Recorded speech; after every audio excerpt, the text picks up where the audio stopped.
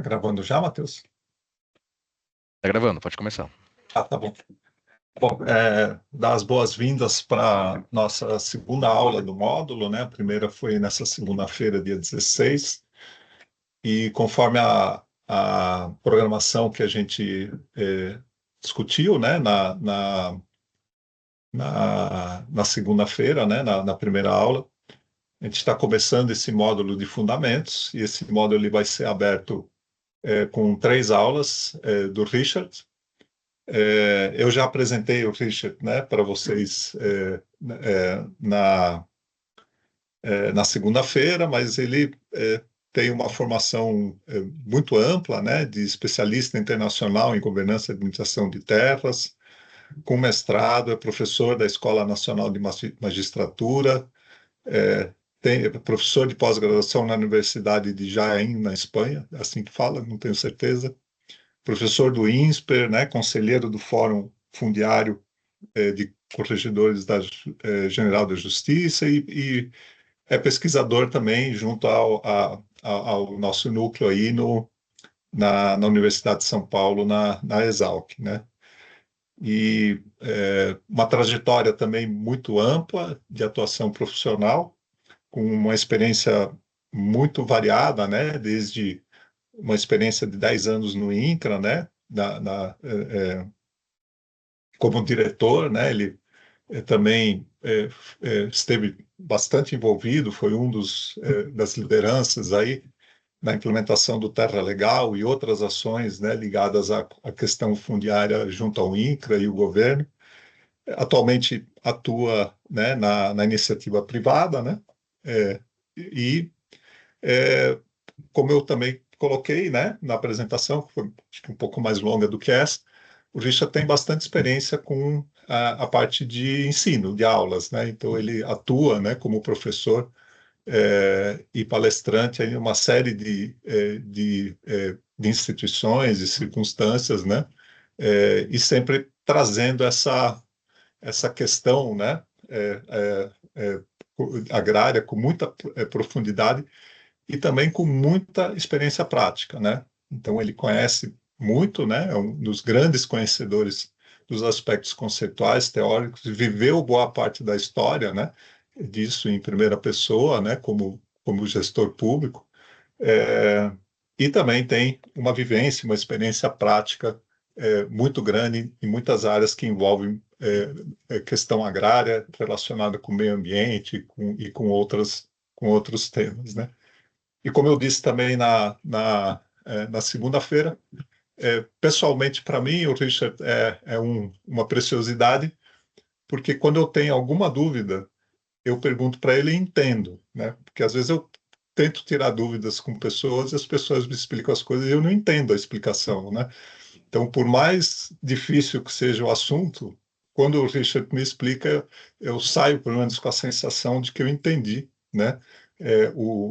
A mensagem principal e o contexto, né? Então, ele também tem muita capacidade, né, de ser objetivo, de ser preciso, né, de trazer conceitos complexos, como esse que a gente vai tratar aqui nessas 3 aulas, esses fundamentos, de uma maneira muito clara e uma maneira muito vinculada, linkada aí a uma vivência prática, né? Então, essa é a apresentação que eu gostaria de fazer do Richard. Não sei se o Pedro quer complementar alguma coisa. E aí a gente pode já passar para o Richard começar aí a primeira das 3 interações que a gente vai ter com ele. Acho que é com você, Richard. Obrigado, Gerd. Boa tarde a todos e todas aqui, alunos, colegas. Certamente aqui nós tenhamos diversas pessoas que já transitaram em caminhos comuns aí nessa trajetória difícil, né, professor Gerd, da agenda fundiária nacional e também na agenda fundiária internacional, né, em que nós temos muitas coisas comuns. Infelizmente, as coisas comuns que a gente tem com a agenda fundiária internacional são as coisas, boa parte de coisas negativas, né?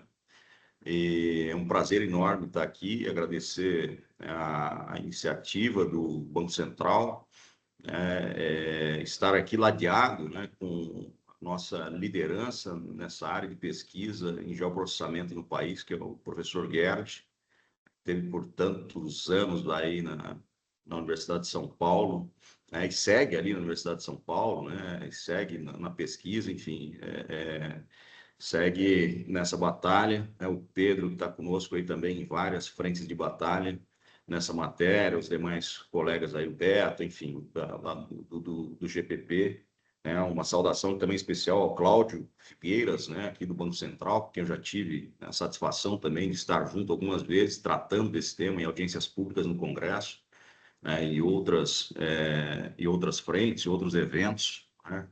E todos os servidores aqui de instituições públicas, né, federais, estadual, municipal, instituições financeiras, profissionais, liberais, enfim, e por estarem aqui já é uma grande coisa, viu, Gerd? Ou seja, se interessarem por essa matéria, essa quantidade de alunos, né, já é uma coisa muito relevante para nós, né, que somos militantes, enfim, né, estudiosos aí dessa área aqui no Brasil e fora do país, né?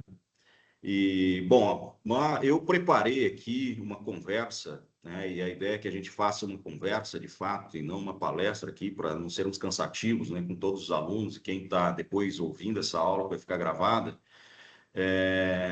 abordando questões, obviamente que teóricas, né? Para que a gente tenha um fundamento sobre aquilo que a gente vai estar falando aqui nessa matéria de governança e administração de terras, mas também trazendo elementos muito práticos sobre essa matéria para buscar ao máximo possível conectar as pessoas que estão aqui com este tema. Certamente, todos que estão aqui têm uma relação absolutamente direta com a administração de terras aqui no Brasil e com a governança de terras, né? Mas aqui a ideia é nós fazermos um exercício de como é que as pessoas profissionais aqui se conectam diretamente com essa questão, como é que essa questão ela está tão intrincada e imbricada, né, com a atividade profissional de vocês e como é que nós podemos cada vez mais termos uma melhora contínua na nossa atividade profissional para melhorar e qualificar o processo de governança e administração de terras no Brasil, porque esse é um dos princípios, né, da própria governança de terras, como eu vou compartilhar aqui com vocês, né, a base conceitual do que é governança e administração de terras. Mas antes de entrar na apresentação e explorando o tempo que nós temos, que não é pouco, né? São 2 horas aqui para a gente falar sobre esse tema, eu queria expor um pouco minhas opiniões a respeito do que eu tenho visto no último período, né?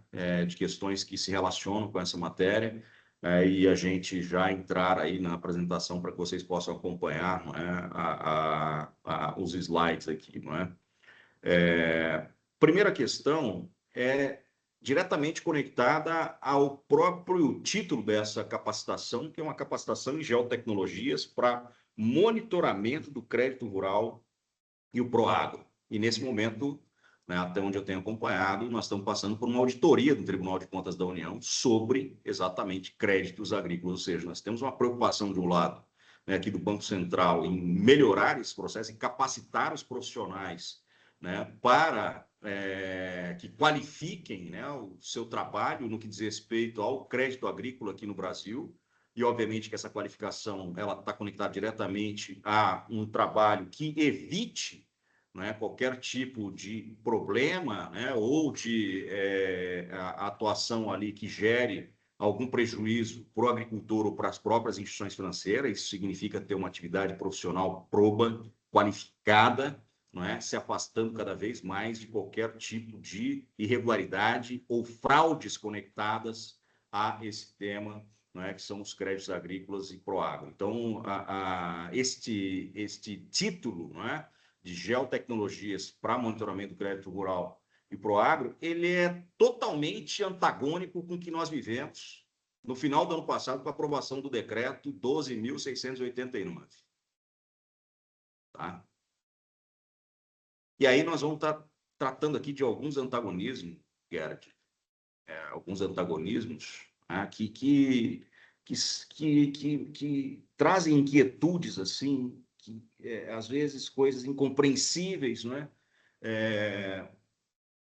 Que vão na contramão daquilo que a gente tem discutido, construído e elaborado sobre governança e administração de terras. Por que antagônico? Esse decreto, ele empurrou ou prorrogou, né, para 2029, 2030, a exigência do georreferenciamento, da certificação de georreferenciamento de imóveis rurais no Brasil.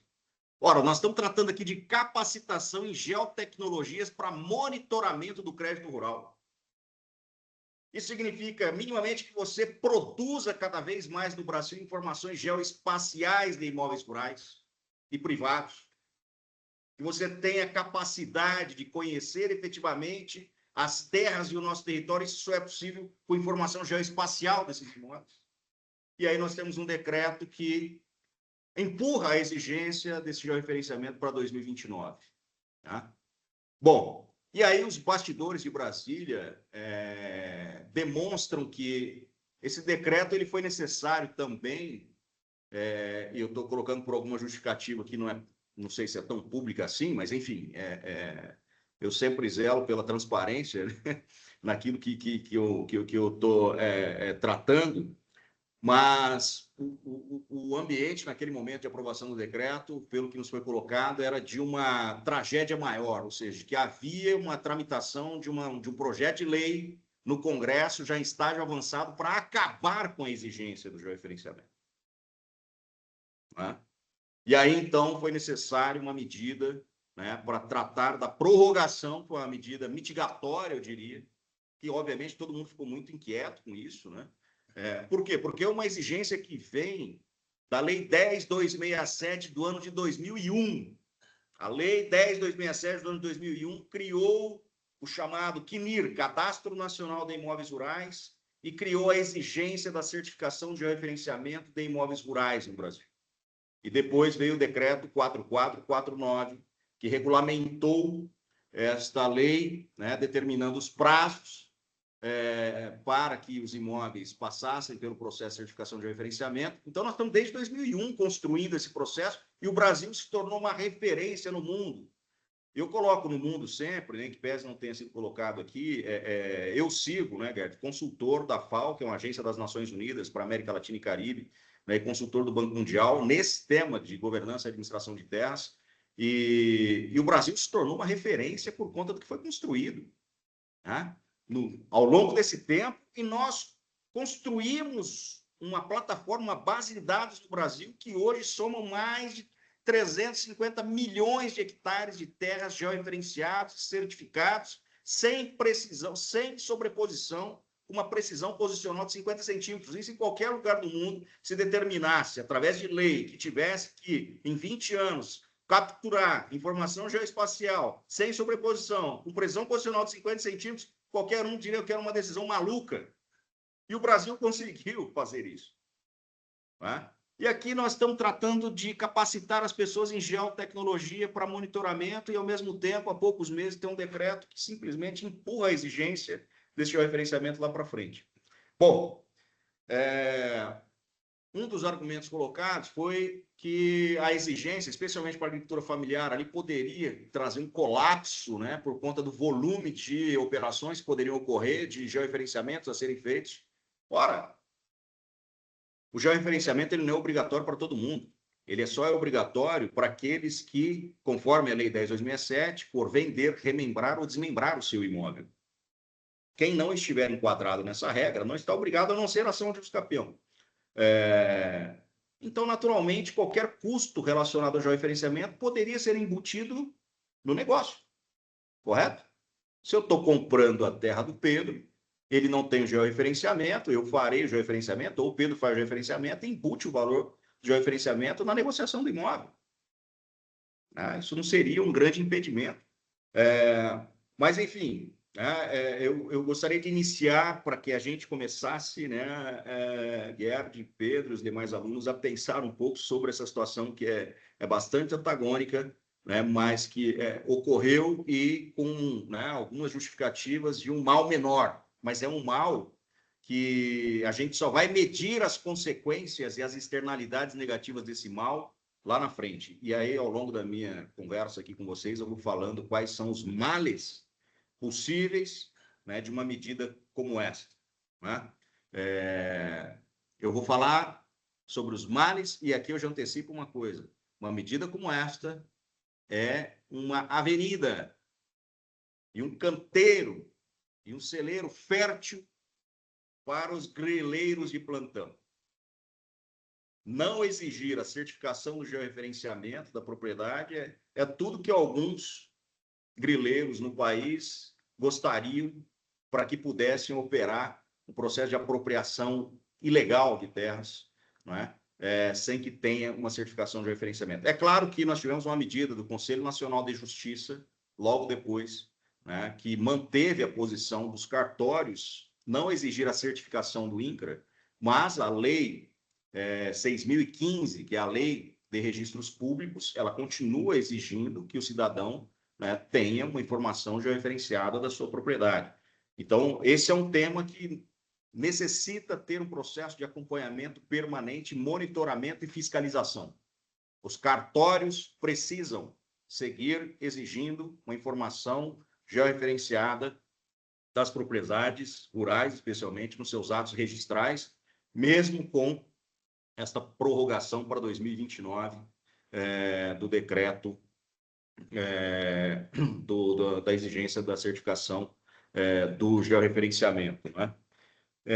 E eu coloco essa questão, né, aprofundando essa apresentação que você já fez, Guilherme, porque, como você bem colocou, eu fui diretor nacional do INCRA da área de ordenamento da estrutura fundiária por praticamente 10 anos. E eu fui responsável, nesses 10 anos, por organizar e trabalhar em todos os aspectos regulatórios relacionados a esta matéria, né, de governança, gestão fundiária, cadastro de terras, SNCR, a integração do SNCR, que é o Cadastro Nacional de Imóveis Rurais, com o cadastro tributário, que é o da Receita Federal, o CAFIR, que nós conseguimos fazer em 2015, mas também por todo o aspecto regulatório relacionado ao georreferenciamento, a certificação do georreferenciamento. Nós desenvolvemos, ainda na minha gestão, tive o privilégio de desenvolver o CIGEF, né? Recebemos prêmios, os maiores prêmios de inovação da gestão pública naquele momento.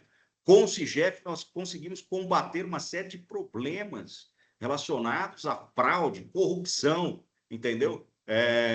Que eram conectadas a essa questão também ligada ao georreferenciamento, né? Era responsável ali também por toda a política nacional de regularização fundiária, né, da Amazônia, em todo o território nacional, enfim, pelo todo o tema cadastral, e por uma matéria que está sendo votada hoje também, que tem relação direta com isso que nós estamos tratando aqui, tá? Que pode influenciar mais, a depender do voto do Supremo Tribunal Federal, da decisão do Supremo Tribunal Federal, hoje, né, pelo menos estava em plenário para votação hoje está se discutindo no Supremo Tribunal Federal a lei de compra de terras por estrangeiros, né? A depender da decisão do Supremo Tribunal Federal, haverá um processo, obviamente, muito grande de entrada de capital internacional aqui no Brasil, comprando terras, e essa compra de terras vai demandar, obviamente, também toda a política de crédito, incentivos, enfim, isso vai se relacionar diretamente com todo o conjunto profissional que está aqui participando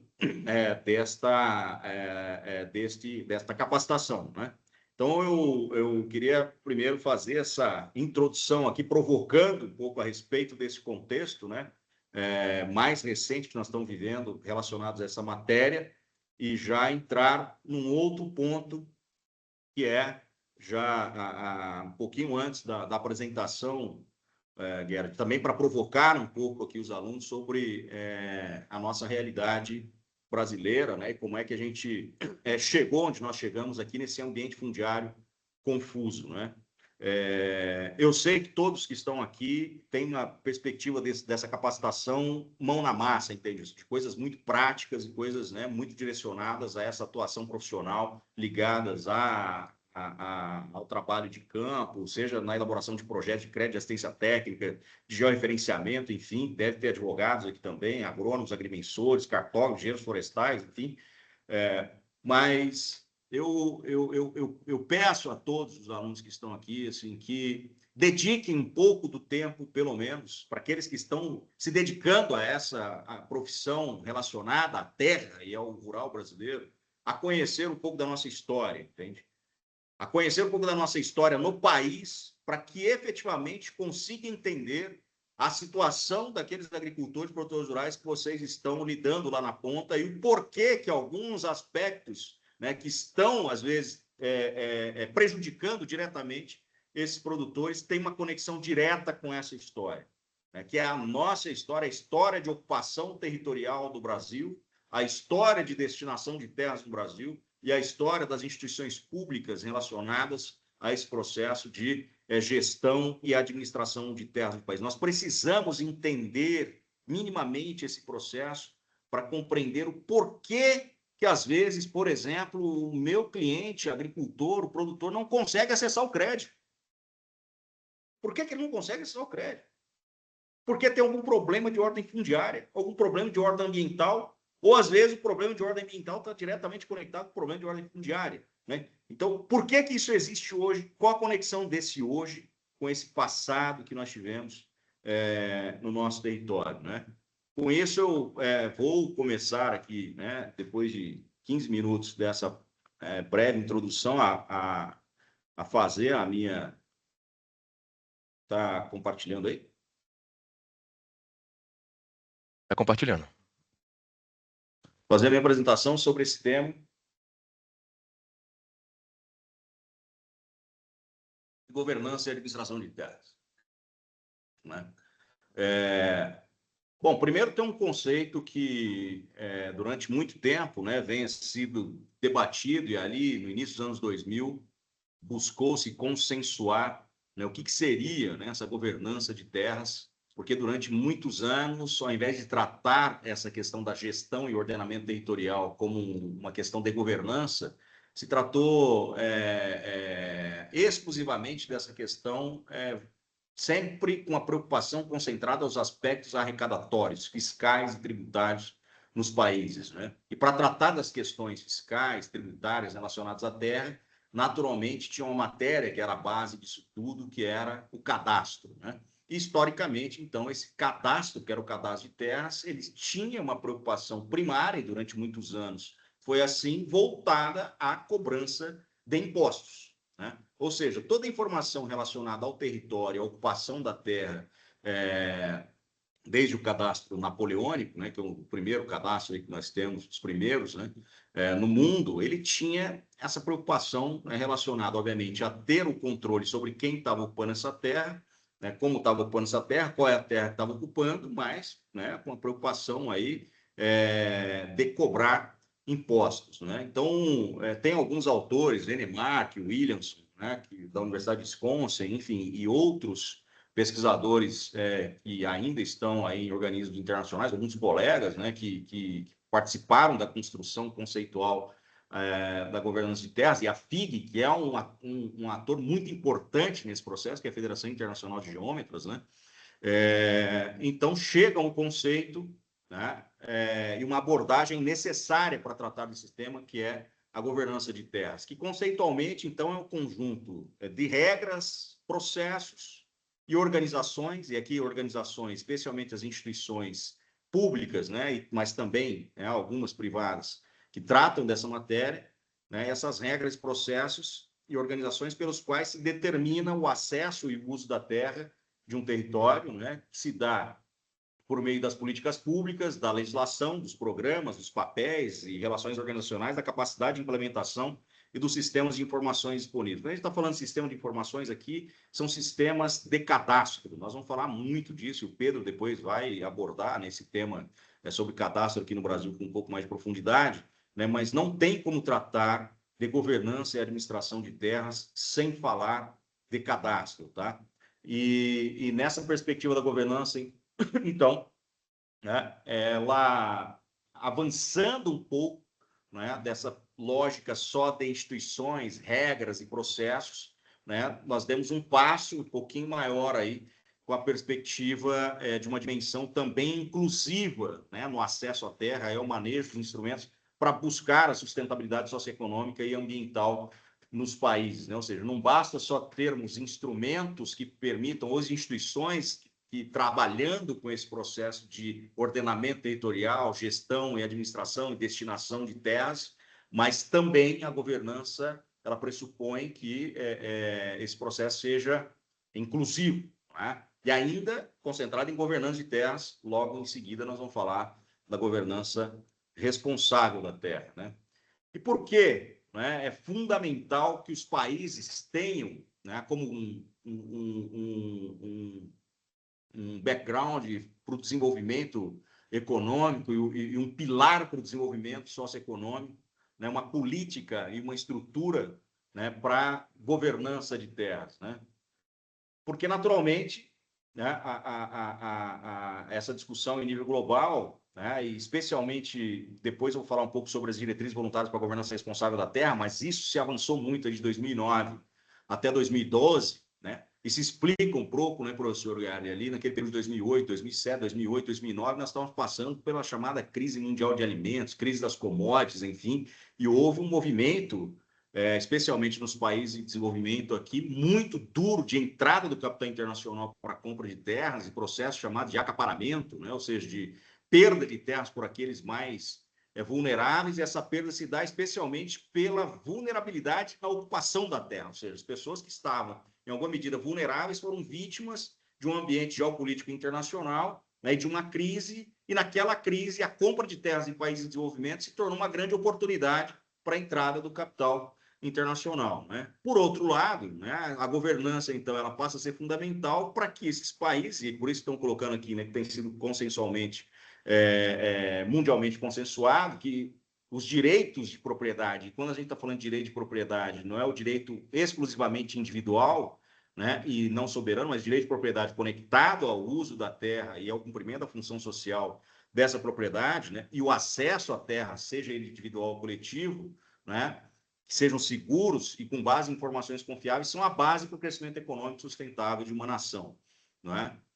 E, de novo, né, com informações confiáveis. Informações confiáveis se pressupõe que você tenha uma plataforma que concentre os dados sobre o uso e ocupação da terra, direitos e restrições relacionados ao uso e ocupação dessa terra, que é uma base de dados que compõe um cadastro multifinalitário. Mais adiante a gente vai falar sobre isso, né? E num cenário, essa governança de terras ela é fundamental, num cenário terrível que a gente vive, especialmente nos países em desenvolvimento. Na África, esse número, certamente, em alguns países é maior, que 80% dos imóveis rurais, não vou chamar aqui de propriedade, porque se não tem o direito, não tem a propriedade vinculada, não é? Mas de imóveis rurais, e mais de 50% das áreas urbanas estão numa condição de informalidade, né? Sejam em ocupação de terras públicas devolutas, ou em alguns países chamados de baldios, não é? Ou até mesmo em áreas que já foram, em alguma medida, privatizadas, mas o processo de sucessão ele não se consolida, ou seja, as famílias não conseguem resolver o processo sucessório nas suas propriedades rurais, e vai gerando aí um acúmulo de irregularidades na ocupação de terras que são consideradas privadas, mas estão numa condição de irregularidade, e essa condição de irregularidade impossibilita esses agricultores de acessar o crédito também.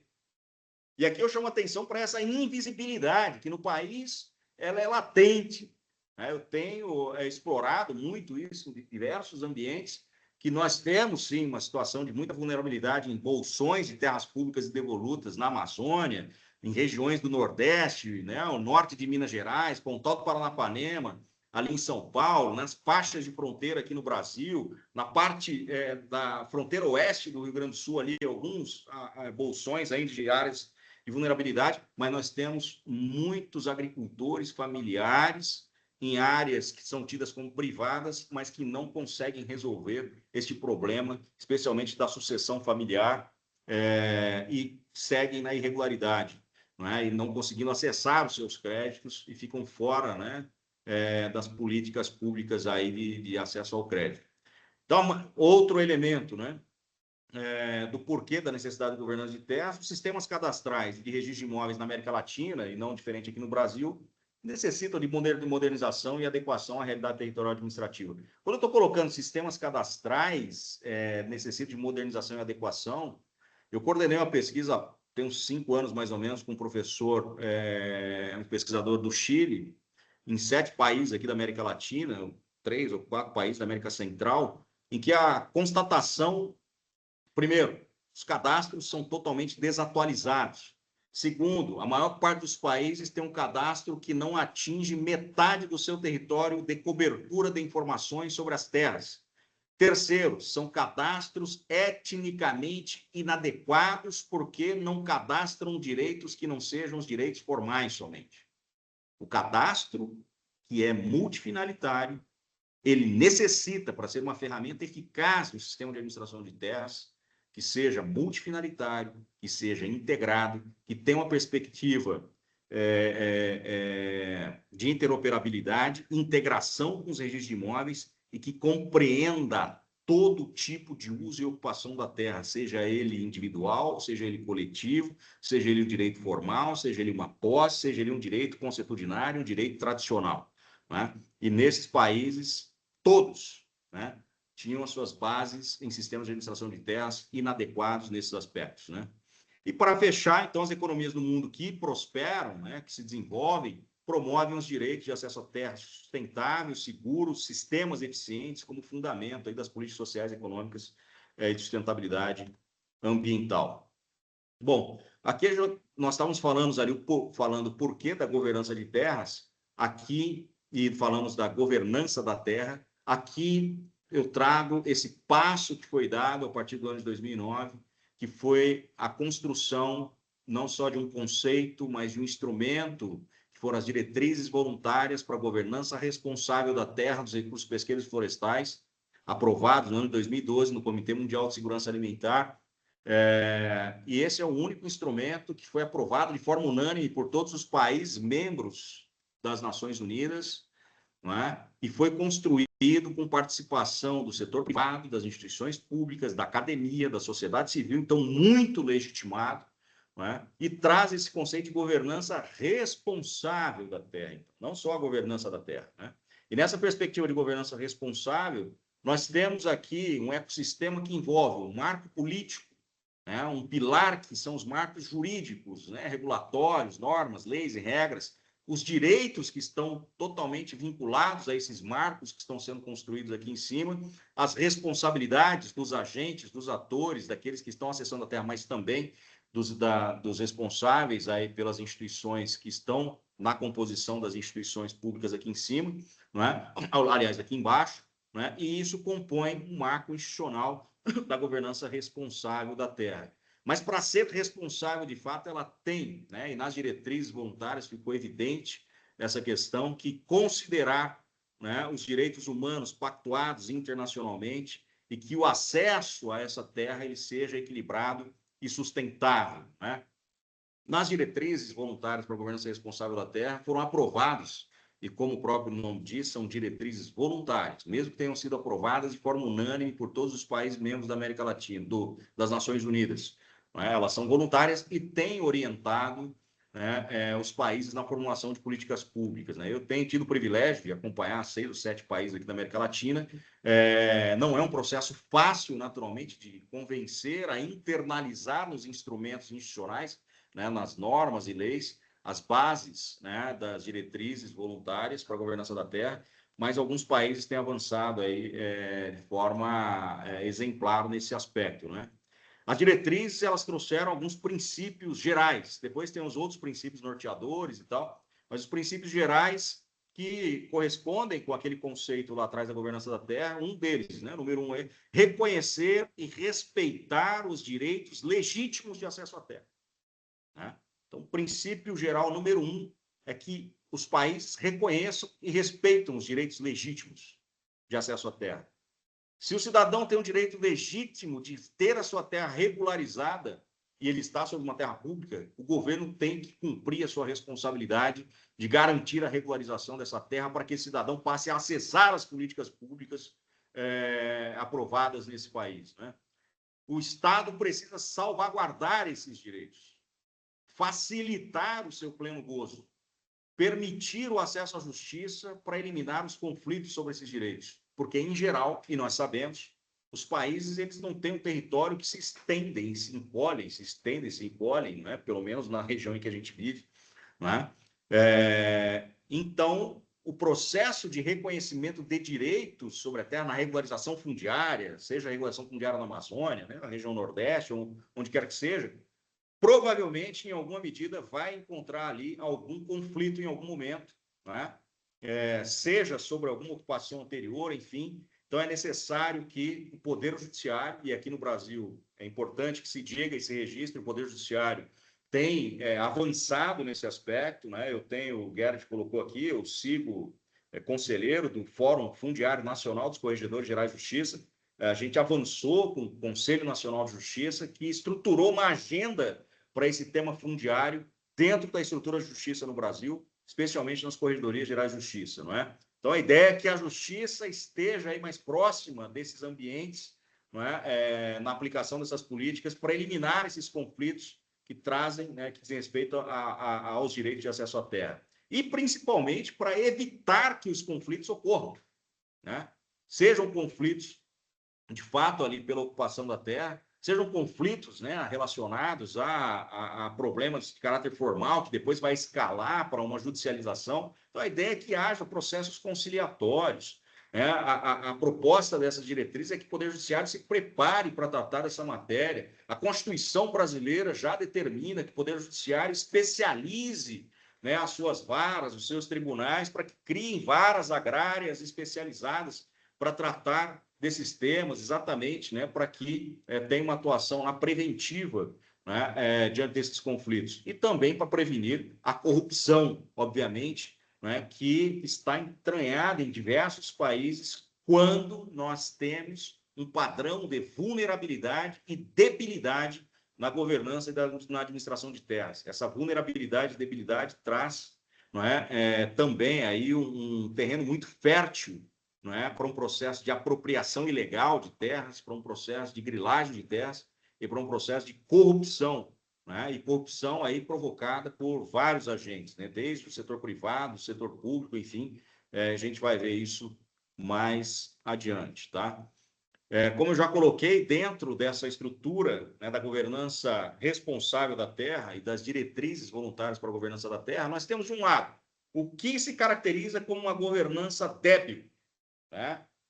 Ou governança frágil da terra, e, de outro lado, o que é a governança responsável. Uma governança débil, né, é uma governança em que o país tem um total descontrole sobre a ocupação do território ou um descontrole parcial sobre a ocupação do seu território.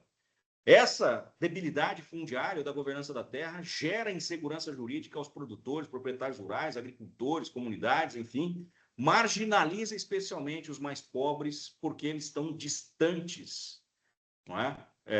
Da formalidade, do acesso e da garantia dos seus direitos.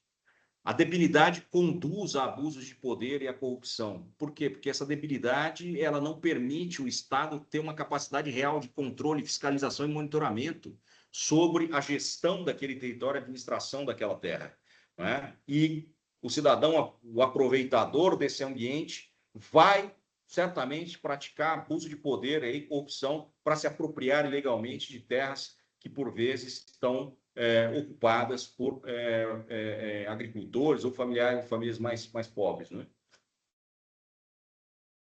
Eu estava tomando no copo aqui, acabei pegando a garrafinha, me empolguei, desculpa. A debilidade afeta o crescimento econômico ao ignorar a informalidade dessas ocupações. Por quê? Aqui uma conexão direta com o que nós estamos tratando. Por que afeta o crescimento econômico? É ignorar a informalidade. Porque todo agricultor que está na informalidade não acessa o crédito. A exceção, obviamente, daquelas políticas públicas que nós conhecemos no Brasil, Pronaf-A, né, e outras políticas, Bolsa Família, enfim, que chegam até as famílias mais pobres, mas não é isso que vai efetivamente catapultar o desenvolvimento desta família, desenvolvimento produtivo dela, que, por consequência, vai catapultar o desenvolvimento econômico daquela região, daquela comunidade, daquele município, né? Então, a informalidade não permite você, efetivamente, ter o acesso, não permite você ter uma proteção sobre a sua terra, a sua morada, né? Onde você vive. E essa terra, essa morada, esse pedaço de chão que você vive, não tem valor real na economia real. É o que alguns autores chamam de economia morta, né? Esse ativo aí, né?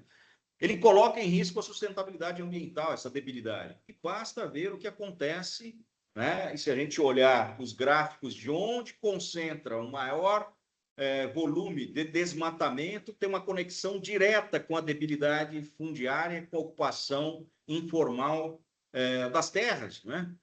E, como nós já colocamos, essa situação de debilidade na gestão das terras gera e leva a conflitos, né? Porque alguém vai querer se apropriar, às vezes, de terras que já estão tradicionalmente ocupadas, isso vai gerar conflitos.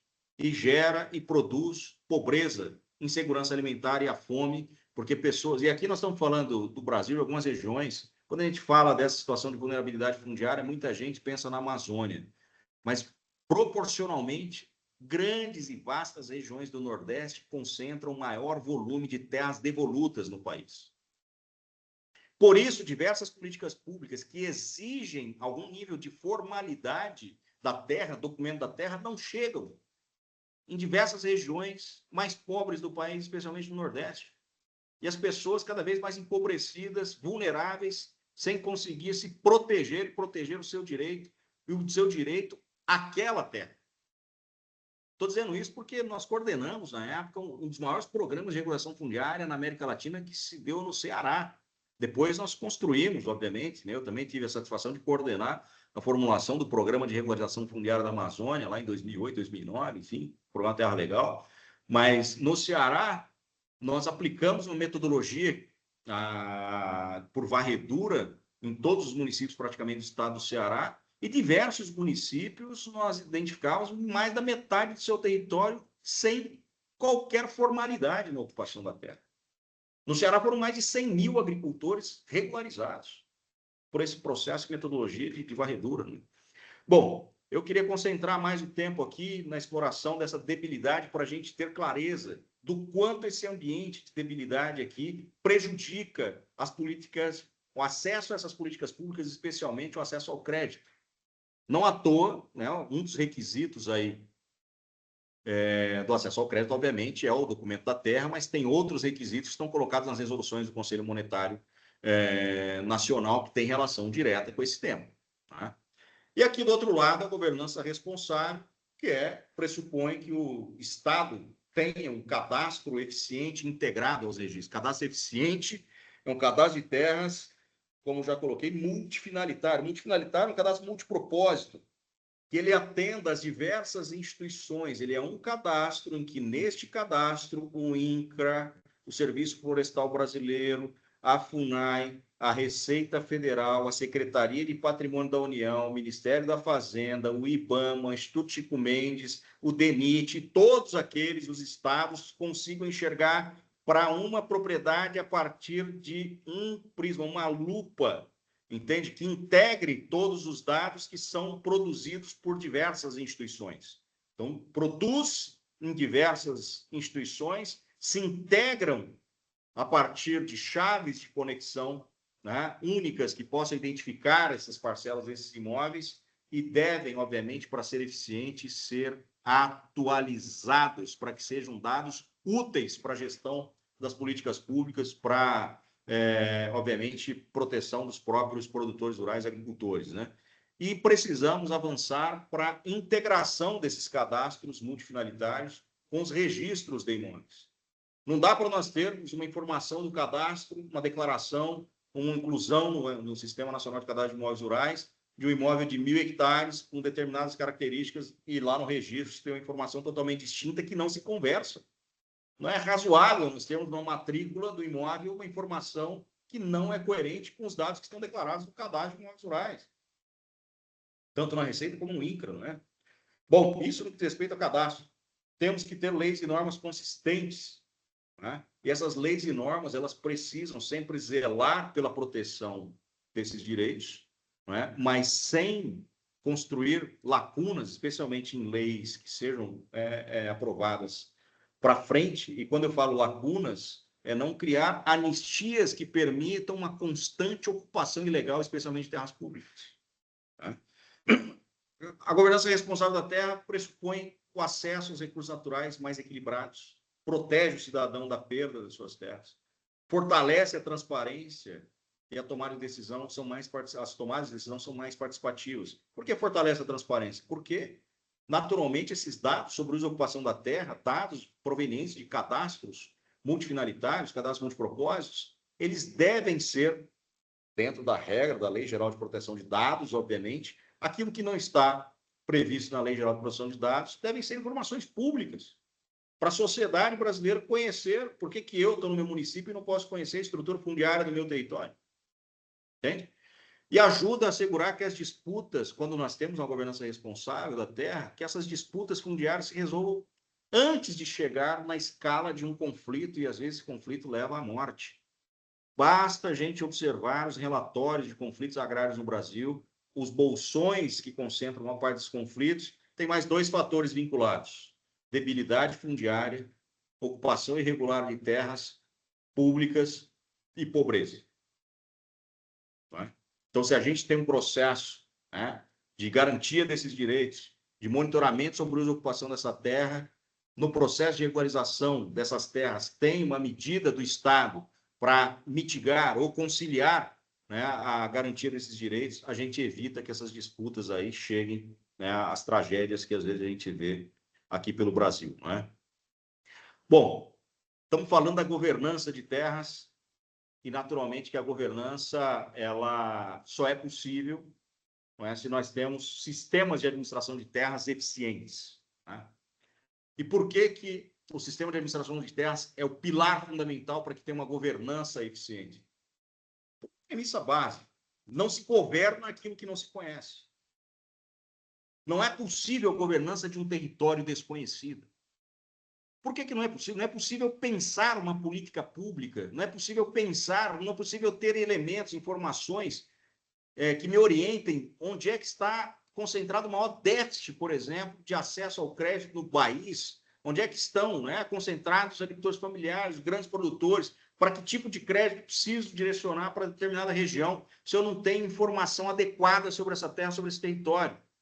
Não é possível ter uma governança adequada sobre o território se eu não tenho informação adequada sobre as terras do nosso país. Então, é necessário, para isso, nós termos sistemas de administração de terras eficientes. E o sistema de administração de terras pressupõe ter um cadastro de terras eficiente. E o sistema de administração de terras não é só o cadastro, né? É um processo de fluxo de dados, entradas e saídas, procedimentos, ferramentas que pressupõem uma melhora contínua, não é, da governança de terras, da administração de terras, e especialmente nos países em desenvolvimento, que esses sistemas eles busquem um processo de simplificação para que permita termos o máximo possível de informações sobre esses agricultores e tragam o máximo possível de agricultores e produtores rurais para o nível da formalidade.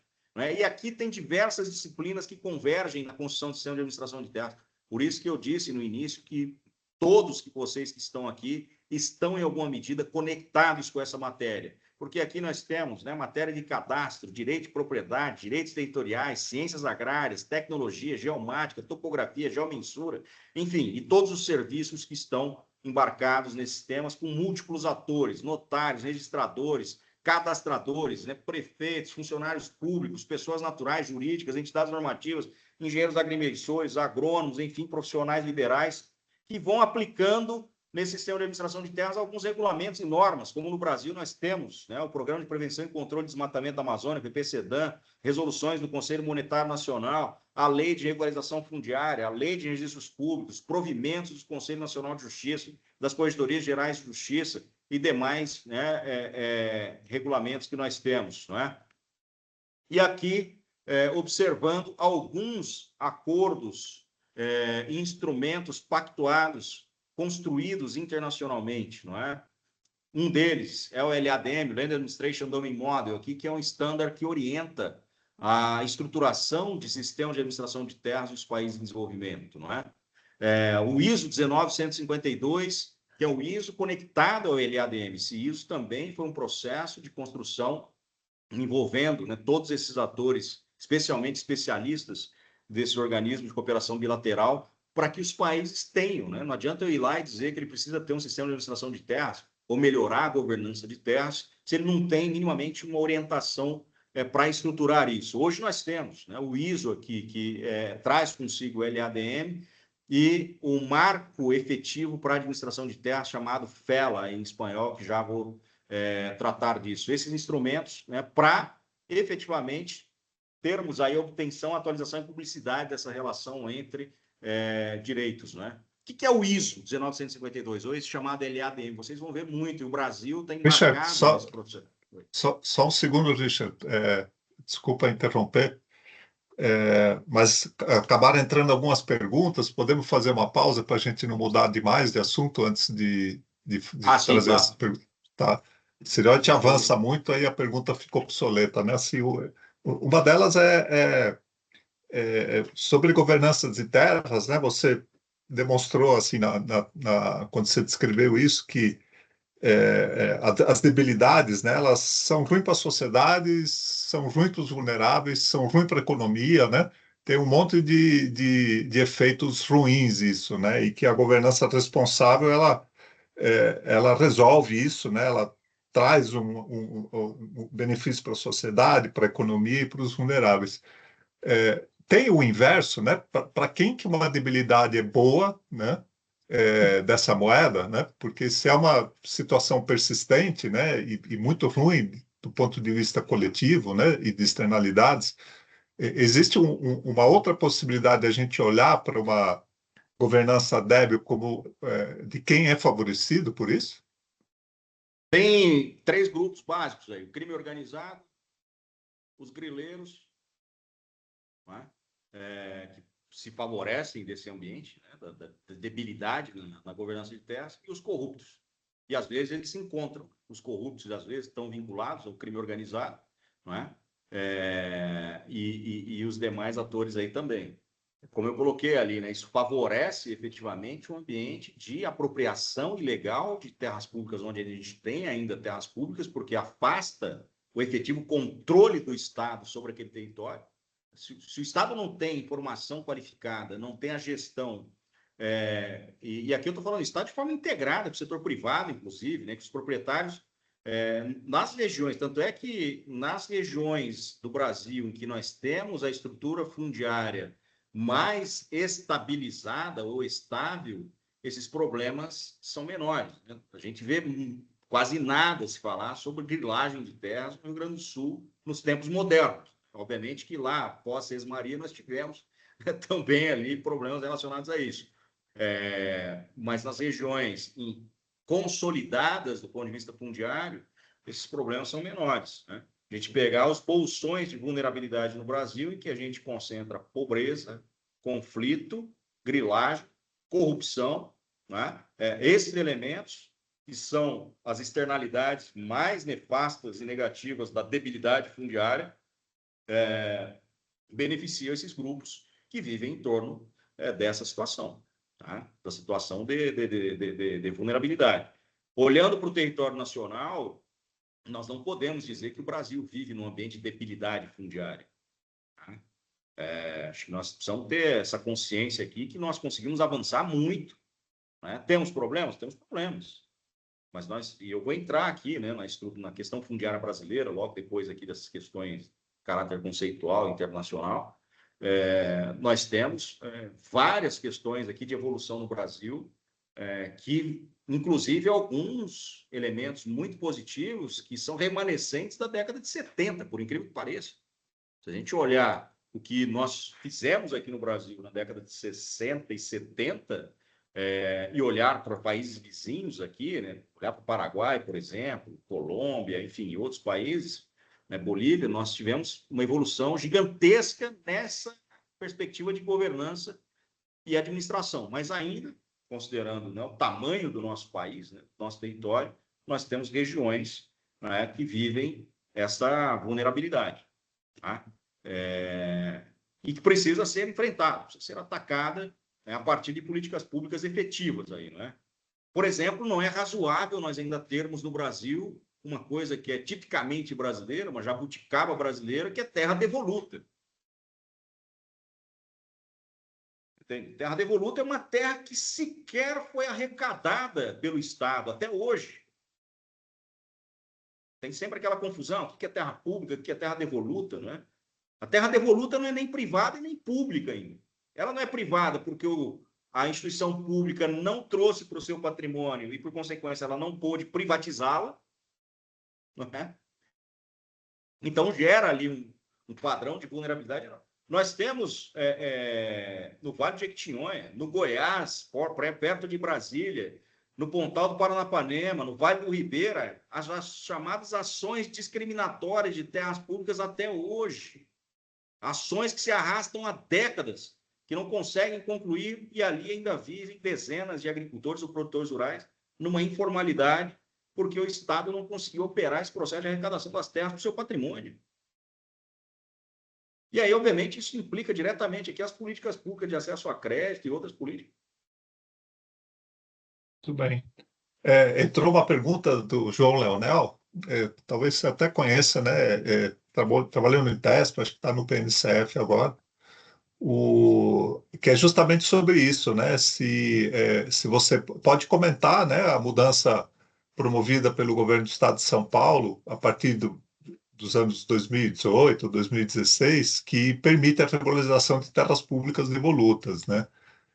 Como no Pontal do Paranapanema, né?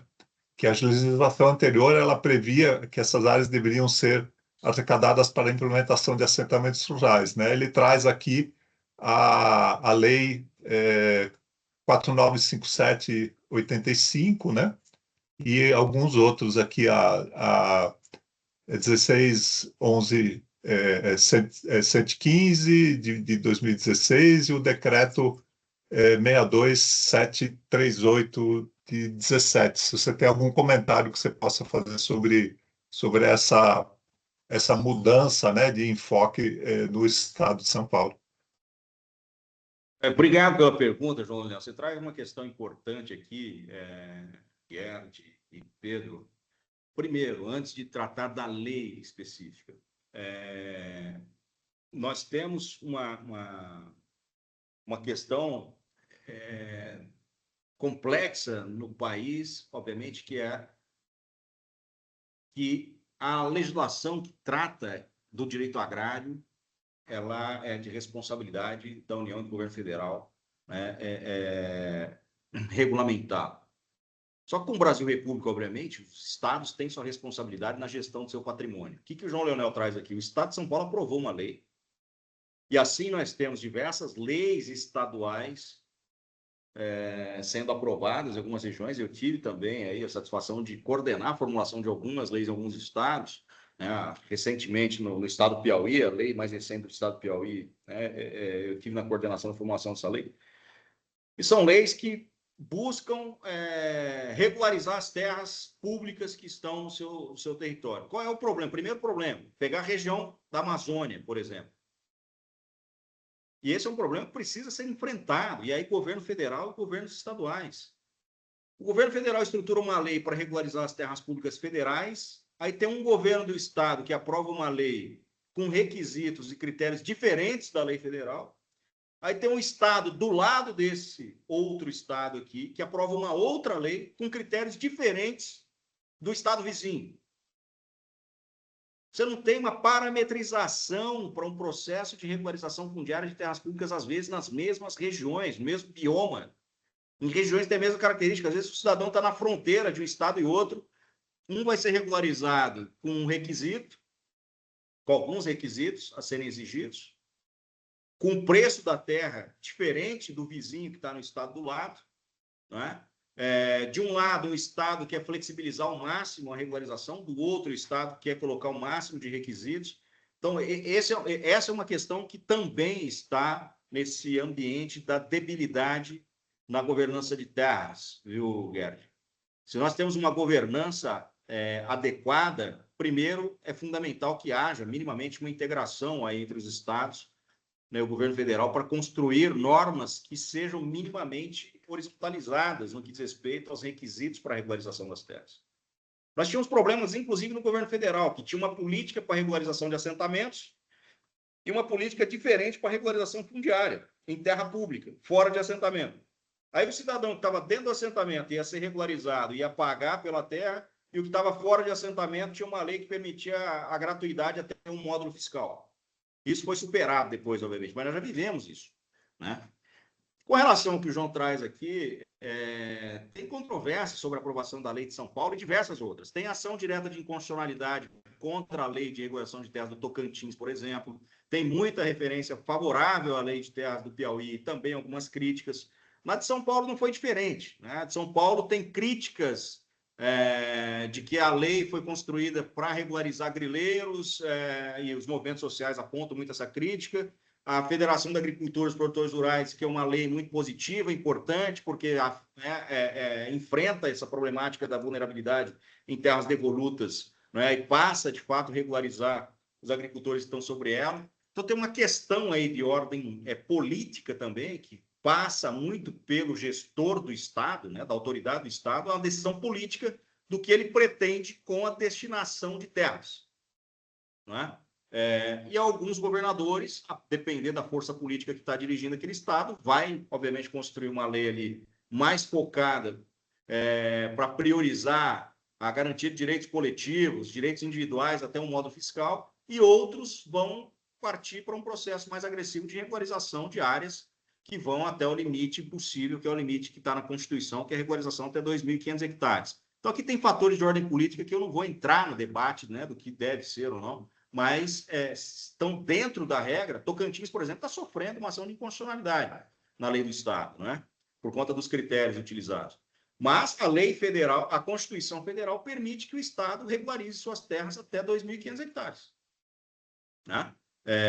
Então, se o Estado aprovou uma lei que permite fazer essa regularização, é óbvio que a Constituição, o Estatuto da Terra, ele também traz a necessidade, aliás, a determinação de que as terras públicas sejam destinadas para a reforma agrária, prioritariamente para a reforma agrária, né, obedecendo e observando a Política Nacional de Desenvolvimento Agrícola. Inclusive, tem um voto da Carmen Lúcia, me parece que colocaram aqui alguma referência a um voto da Carmen Lúcia, não sei se é a mesma coisa, mas é que eu não estou conseguindo acompanhar aqui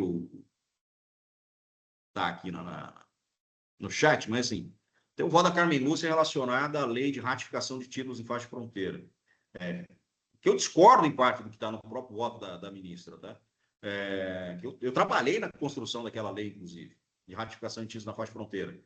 Mas o que ela traz no voto dela é isso, que não se poderia ratificar os títulos de propriedade na faixa de fronteira aqui no Brasil com aqueles critérios que nós tínhamos construído, porque deveria se observar, né, para ratificar esses títulos, todas as regras que estão lá estabelecidas, né, não só na Constituição, mas no Estatuto da Terra e tudo mais. Mas no caso de ratificação, sob o meu ponto de vista, é um exagero, porque nós estamos falando de uma ratificação de um título em que um agricultor familiar recebeu esse título expedido por um governo de Estado há 10, 20, 30 anos, e aí não poderia ter recebido esse título porque ele estava na faixa de fronteira, e essa faixa de fronteira é uma área de domínio da União. Então, o Estado, você não pode titular, tá? Só a União pode titular aqui. Mas o Estado titulou há 30 anos, o agricultor está vivendo lá.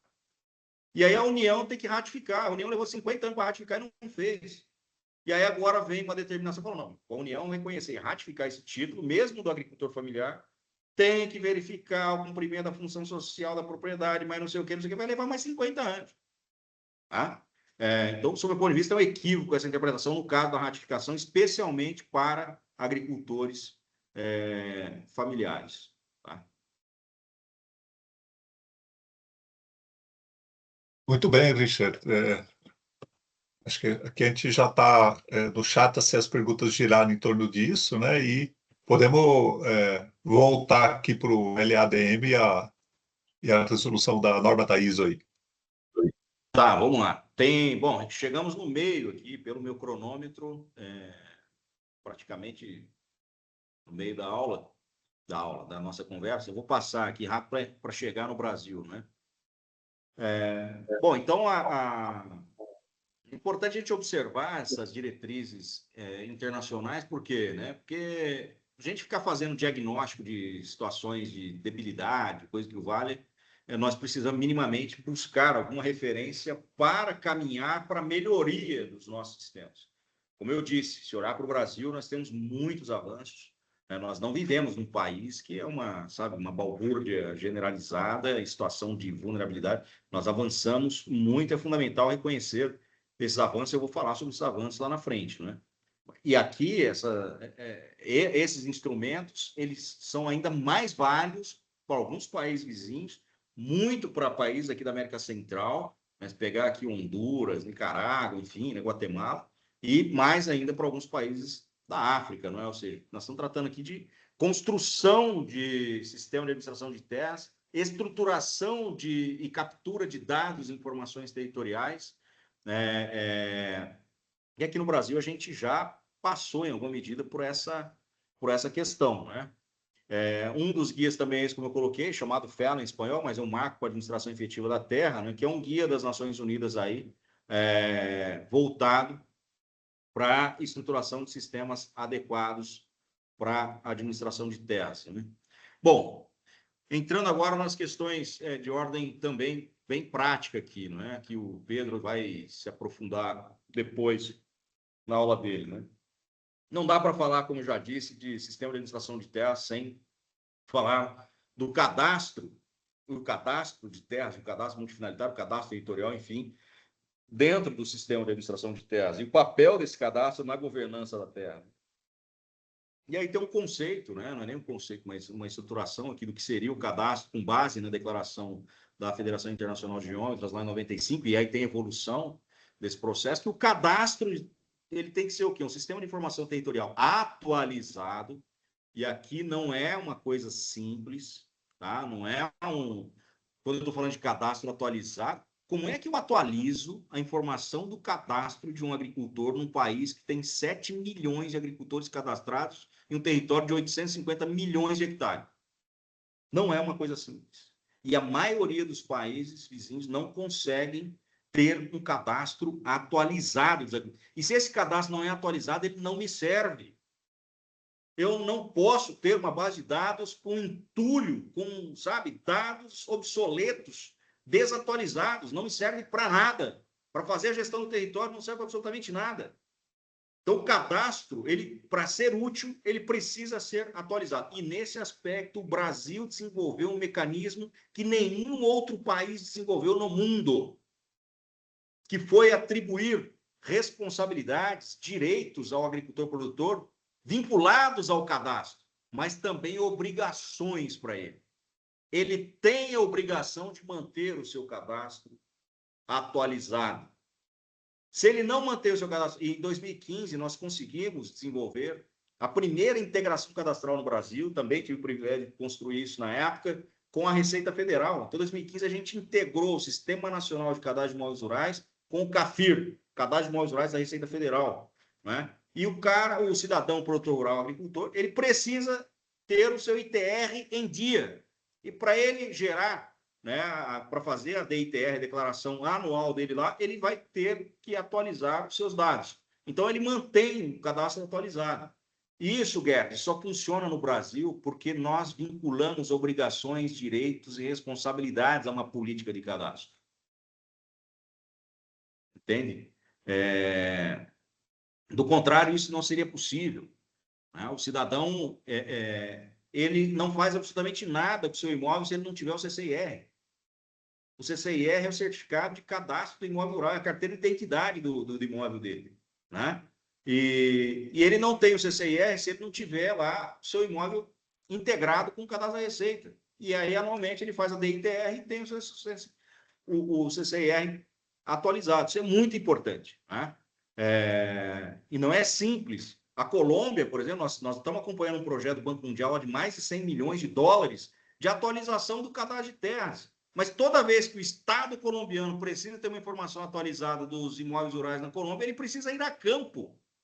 Vocês imaginam o Brasil contratar serviço de atualização de cadastro em campo dos agricultores para ter uma informação atualizada do seu cadastro de imóveis rurais, né? Então, a gente construiu um mecanismo extremamente importante do cadastro e também só foi possível nós termos volume de dados geoespaciais de propriedades rurais no Brasil porque nós também construímos um mecanismo de direitos, obrigações e responsabilidades.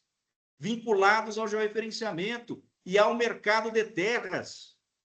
O cidadão está obrigado a fazer o georreferenciamento e certificar no INCRA quando ele desmembrar, remembrar ou vender o seu imóvel. Então, ele pode embutir o custo do georreferenciamento no negócio da propriedade, não é? E ele tem que contratar um profissional habilitado no INCRA, então tem algum nível de regulação, acompanhamento, fiscalização nesse trabalho. O cidadão é credenciado no INCRA, o proprietário contrata esse cidadão para executar o serviço de georreferenciamento e o proprietário vai entregar a sua informação georreferenciada com certificação, com precisão posicional de 50 centímetros. Não precisa do INCRA ir a campo para fazer o geo do cidadão. Você imagina se o INCRA tivesse que fazer o georreferenciamento dessa quantidade de imóveis rurais no Brasil. Por isso que os países lá fora, quando a gente está tratando desse assunto, falam, mas como é que vocês conseguiram esse tanto de informação georreferenciada? Não é? E claro, e aí tem processo de aperfeiçoamento contínuo, porque os bancos também viram a necessidade de começar a exigir as informações georreferenciadas, certificadas do próprio INCRA. Entende? O cartório, né, naturalmente, precisa exigir esse processo e outras instituições também passaram a exigir, não é? Nós tivemos uma evolução no cadastro, como eu já falei aqui, lá até 1800 era um cadastro fundamentalmente fiscal, com perspectiva de cobrança de impostos, né? Até depois, 1900, ele se tornou um cadastro legal, trazendo informações ali sobre a situação jurídica do imóvel e voltado aí ao mercado de terras, né? Que aqui se compõe o cadastro napoleônico, né? Já um passo aí para o que se chamaria de um cadastro moderno. A partir de 60, começa o próprio cadastro no Brasil. O cadastro no Brasil, nós tivemos um cadastro tributário antes, mas o cadastro de terra no Brasil, para ter uma ideia da evolução que nós tivemos, do quanto nós somos revolucionários nesse aspecto, o Estatuto da Terra já traz a figura do cadastro de terras com essa perspectiva de planejamento e ordenamento territorial e reforma agrária. Isso está previsto lá no Estatuto da Terra de 1964. Né? Se compõe o cadastro. Depois, em 75, se eu não me engano, se aprova a Lei 5868, que cria o Sistema Nacional de Cadastro de Imóveis Rurais. Quer dizer, na década de 70, o Brasil cria um sistema de cadastro. Isso é extremamente revolucionário, importante para a época em que nós estamos vivendo, se considerar a realidade dos países vizinhos. Né? No século XX, a gente evolui para um cadastro multifinalitário, que é o que nós estamos tratando aqui, um cadastro multipropósito, com tecnologias que permitem a integração de dados, interoperabilidade, não é, entre eles e a integração das informações do cadastro com o registro. E aqui tem uma evolução para o chamado Fit for Purpose, que isso começou a se desenvolver ali na Holanda, enfim, depois em outros países, mas o Brasil já evoluiu o Fit for Purpose, sob o ponto de vista, por exemplo, para a África, é uma simplificação no processo de captura de dados para compor uma base cadastral, né? E como nós já evoluímos para a captura de informação geoespacial com georreferenciamento de propriedades, né, a composição do cadastro multifinalitário aqui ela é muito mais adequada para nós. Tá? Não sei se tem alguma dúvida relacionada a isso, vamos seguindo. Agora a gente vai passar rapidamente para o Brasil. Rapidamente, assim, nós temos mais uns 40 minutos aqui. Pode seguir, Richard. Não apareceu nada aqui no chat, por enquanto. Tá, a governança de terras no Brasil, eu vou explorar. E aqui pode parecer um pouco exaustivo e chato, principalmente para profissionais que estão acostumados a trabalhar em campo, né? Essa conversa de marco legal, regulatório, às vezes fica um negócio meio chato, mas vocês precisam compreender esse arcabouço normativo que nós temos no Brasil, que tem uma conexão direta com a aplicação profissional de vocês lá na ponta e com as exigências que ampliam cada vez mais, especialmente para a política de crédito. Nós temos a UDR que está para avançar aí com relação ao desmatamento no Brasil, né, para exportação de produtos agrícolas para a União Europeia. Nós temos as resoluções mais recentes do Conselho Monetário Nacional, nós temos resoluções das seguradoras, resolução das seguradoras sobre requisitos, não é? E é importante a gente saber como é que se estruturou, né, esse processo de administração de terras, sistema de administração de terras aqui no Brasil. De que Brasil nós estamos falando, né? País que nós temos uma área de 851 milhões de hectares, A área cadastrada no Sistema Nacional de Cadastro de Imóveis Rurais é cerca de 740 milhões de hectares. Esse número aqui pode estar, em alguma medida, né, desatualizado. Eu não sei o último número aí dos últimos meses ali do INCRA, mas no SNCR esse é o número que eu tinha. 6 milhões de imóveis rurais, né? Ou seja, do ponto de vista de cadastro de imóveis rurais, óbvio que são cadastros de dados literais, declaratórios, pelos proprietários rurais, poceiros e tal, que levam a uma área de 87% da superfície territorial brasileira, né? E aqui, como eu estava falando antes, né, o que foi esse sistema de administração de terra no Brasil? Estão vendo um monte de lei aí, né? Por que eu trago esse negócio? Cada lei dessa estrutura uma política pública. Cada política pública dessa esbarra na atuação profissional de cada um de nós, né? E por que a gente tem que fazer referência a esse período? Tem um período militar aí, que isso também traz uma inquietude, né? Claro que o Estado brasileiro está cada vez mais preocupado em controlar, né, a gestão do seu território, né? E preocupado com isso, né, passou-se a estruturar normativos que permitiam ter mais informações sobre esse território, tá? Então, nós temos o Estatuto da Terra, em 64, que cria o cadastro de terras no Brasil, né? E depois o decreto que o regulamentou aqui, o decreto 5.9.428, ele vem regulamentar todo o processo de colonização do território nacional. Então, havia uma preocupação ali, né? Tem a reforma agrária no Estatuto da Terra, enfim, mas um decreto, em boa parte do decreto, voltado a um processo que naquela época era estratégico, né, especialmente para os militares, de colonização do nosso território. Tá? Em 64. Em 1971, a gente tem a aprovação no Brasil da lei que está em discussão hoje, e é hoje, no Supremo Tribunal Federal. A Lei 5709 de 1971, que trata de compra de terras por estrangeiros. E por que isso? Porque em 1967, nós tivemos a primeira CPI no Brasil que tratou da compra de terras estrangeiras no Brasil. 67. Tá? Por conta de uma chamada invasão, especialmente de americanos na Amazônia, né? Apropriação do território lá. E aí, em 67, gerou um conflito enorme e tal. E o Congresso, então, aprova uma CPI para tratar de compra de terra por estrangeiro. A CPI 67, em 71, já se aprova uma lei, né, que limita a compra de terra por estrangeiros no Brasil.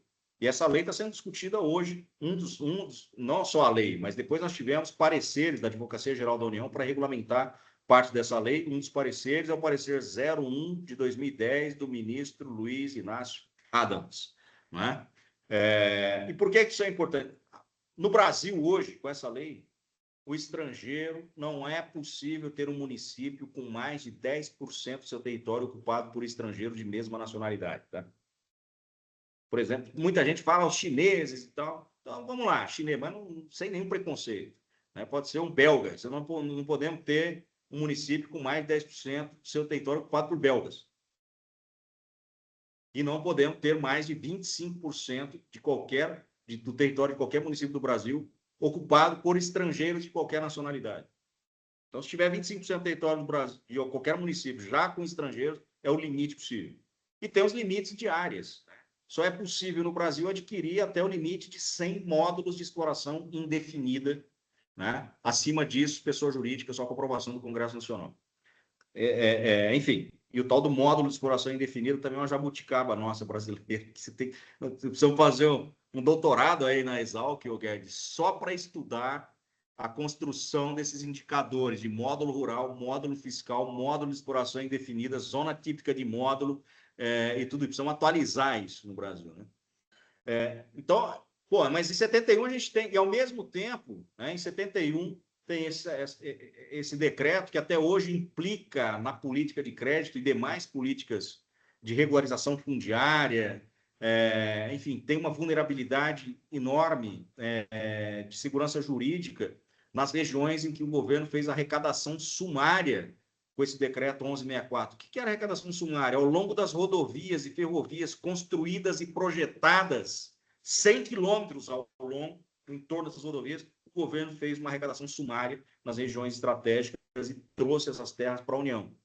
E depois de um tempo, esse decreto caiu e a terra, em tese, voltou para o Estado. E tem produtor rural lá que aí foi titulado pelo Estado, na época que essa terra foi arrecadada pela União, e aí a União não reconhece a legitimidade desse título, aí o cidadão vai lá acessar o crédito, tem problema, enfim. Tá? Isso é parte desse processo, né, de vulnerabilidade fundiária que a gente tem no país. Mas houve uma arrecadação aqui dessas áreas para permitir, inclusive, a colonização dessas regiões, especialmente na Amazônia, tá? Em 72, como eu disse, não foi 75 aqui, a Lei 58 cria o Sistema Nacional de Cadastro de Imóveis Rurais, né? E a Lei 6.015, aqui, sim, 75, se cria a Lei de Registros Públicos, que foi um avanço gigantesco no que diz respeito a registro de propriedades no Brasil. Né? Saiu daquela loucura. Bom, a gente vem do registro paroquial, depois vem com a história das transcrições das transmissões e tal, e com a lei de registros públicos se obriga, então, né, a estruturar toda a política que a gente tem hoje de matrícula. Cada imóvel tem a sua matrícula e tal, no livro 2 e tudo mais. Então, organiza o sistema registral brasileiro, um salto gigantesco que a gente tem, né, no Brasil aí, em 1962. E como eu estava falando aqui da faixa de fronteira, né, o Brasil aprova, o governo aprova esse decreto 1414 aqui, exigindo a ratificação de títulos de agricultores em faixa de fronteira, de agricultores que haviam sido titulados pelos governos estaduais nas chamadas faixas de fronteira. Essa faixa de fronteira no Brasil hoje tem 150 quilômetros da fronteira para dentro do território nacional. Os agricultores foram ali titulados pelos estados nessa faixa de fronteira, têm um título nulo. E para não ser nulo, o governo federal tem que ratificar. Nós aprovamos uma lei para acelerar essa ratificação e entrar com ação de constitucionalidade. Eu discordo do voto da ministra, enfim, né? E agora tem uma burocracia enorme para fazer essa ratificação e que segue essa vulnerabilidade. Mas olha a quantidade de instrumentos aqui nessa década que vai organizando política de cadastro, política de registro de propriedade, uma política de ordenamento territorial com o Estatuto da Terra. E ali embaixo, essa última lei 6383, ela determina o quê? As chamadas ações discriminatórias de terras públicas. Por quê? Porque o governo fez a arrecadação sumária, aí ele precisava discriminar as terras. Discriminar o quê? Precisava entrar nesses territórios e separar o que é terra pública, o que é terra privada, para poder operar a colonização e regularizar e fazer uma política de regularização e titulação de terras nessas regiões de regularização. Milhões. Quando a gente está falando de terra pública na Amazônia, vocês já trabalhamos com esses dados diversas vezes. O Pedro aí, quando você está vendo aqueles polígonozinhos lá, gleba pública, gleba pública, gleba pública, gleba pública é resultado disso aí, dessa lei 6383 de 1976. Tá? Então, só tem gleba pública federal porque houve uma ação discriminatória. Essa ação discriminatória permitiu à União arrecadar essas terras para o seu patrimônio, né? O que permitiu, posteriormente, ela fazer a regularização fundiária. Então, na década de 70, olha o arcabouço que a gente tem aqui. Hoje, a gente chama isso parcialmente de sistema de administração de terra. Do ponto de vista regulatório, existiu ali um embrião, né, do que seria um processo de estruturação do sistema de administração de terra no futuro. Nos anos 90 aqui, aí a gente já dá um passo, né, a regulamentação da reforma agrária, que já tinha lá na Constituição de 88, né, o cumprimento da função social da propriedade, a exigência do cumprimento da função social da propriedade, que não vem só de 88, as legislações anteriores também. Vocês lembram?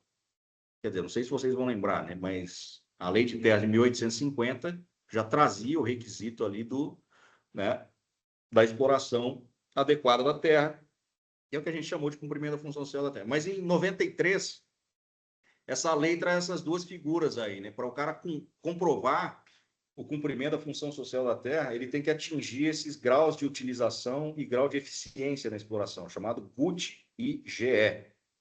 Grau de utilização da terra e grau de eficiência na exploração, né? 80% de um, 100% de outro, né? São as regras utilizadas para verificar se ele cumpre ou não cumpre. Só que aí, Gerd, nós estamos falando de indicadores, os índices de produtividade verificados para o cumprimento desse GUT-GE são da década de 70 também.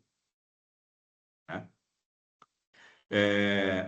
E aí nós temos o Estatuto da Cidade, que foi uma grande revolução do ponto de vista normativo também, para a regularização urbana, principalmente, E o que tem de mais revolucionário em nível global sobre composição de dados geoespaciais foi a Lei 10.267 de 2001, que criou o Cadastro Nacional de Imóveis Rurais, o CNIR, e a exigência, então, da certificação do georreferenciamento. Hoje a gente pode observar o quanto foi acertado. Na época, todo mundo era uma loucura, vocês estão malucos.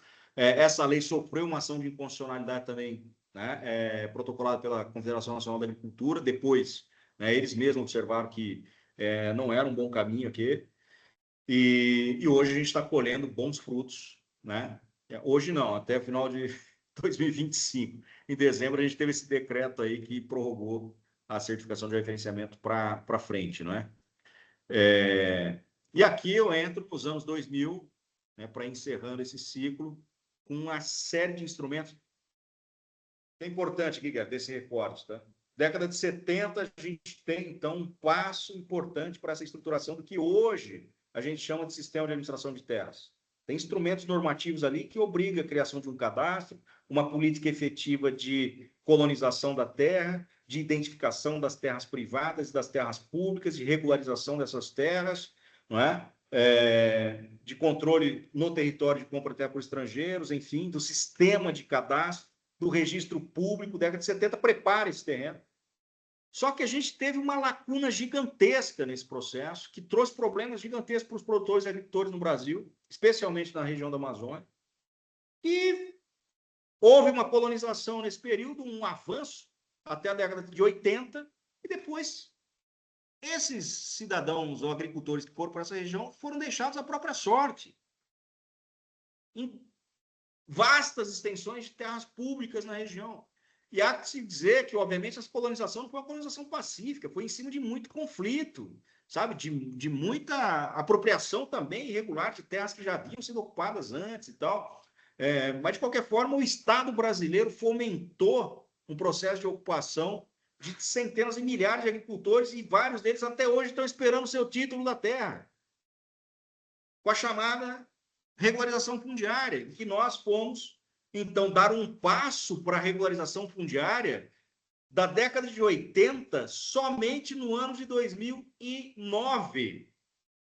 Então, da década de 80 ali até o ano de 2009, praticamente foram deixados à própria sorte. Os estados não operavam política de regulação fundiária naquelas regiões.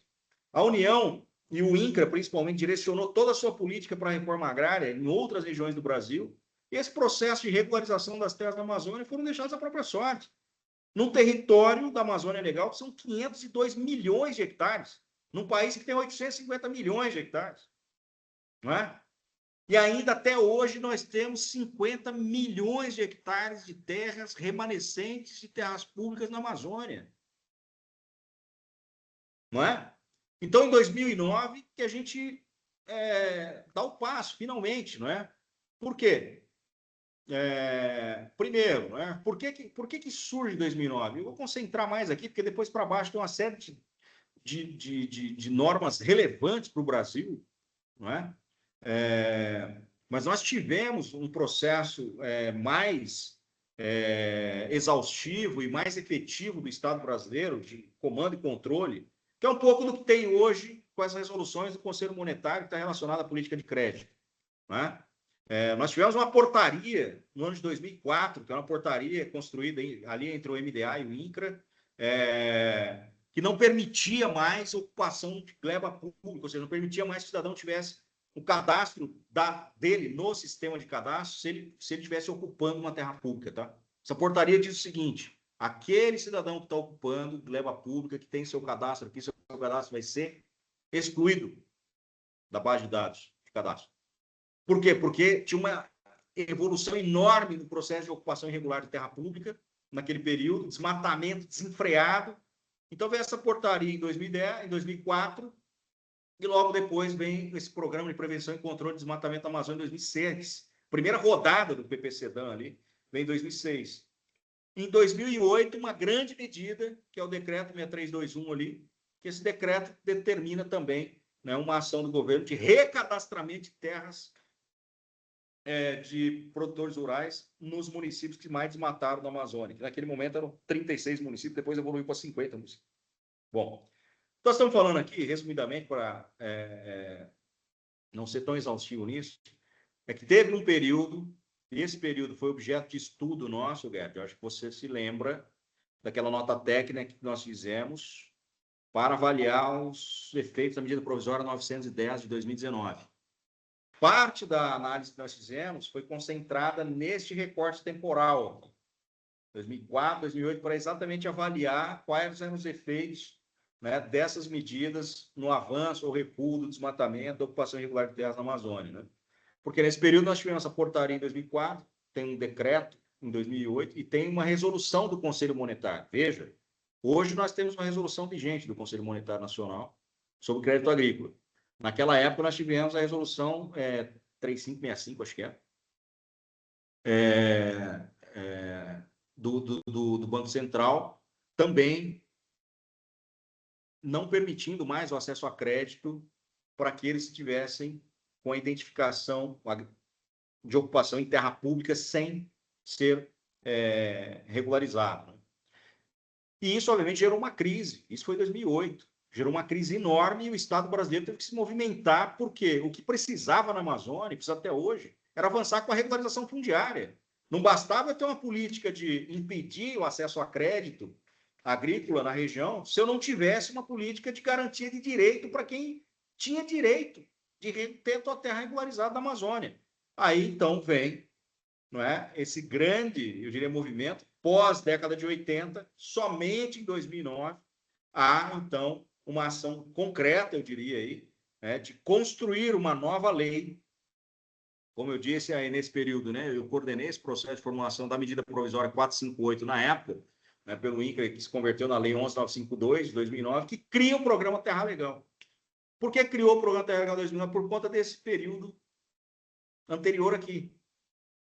Não é à toa que na lei de 2009, que criou o programa Terra Legal, ela permite a regularização de terras de quem está ocupando terra na Amazônia para quem ocupou até o ano de 2004. Veja que lá em 2004 tem aquela portaria. Então, as coisas não surgem do nada. Assim. Às vezes parece que surgem aqui em Brasília, lá em Brasília, né? E às vezes surgem mesmo. Como esse decreto maluco aí, mas ali tinha um racional nessa história, né? Que era exatamente o marco temporal ali da portaria de 2004, não é? Bom, depois a gente teve uma evolução no cadastro muito importante, né? Os produtores rurais, até 2009 ali, eles tinham que receber o seu cadastro de terra, o seu certificado de cadastro pelo correio. Você imagina o correio entregando o CCR na porta de uma fazenda. Ele deixava o CCR em cima do morão lá e ia embora, entende? Ou debaixo de uma pedra, sei lá.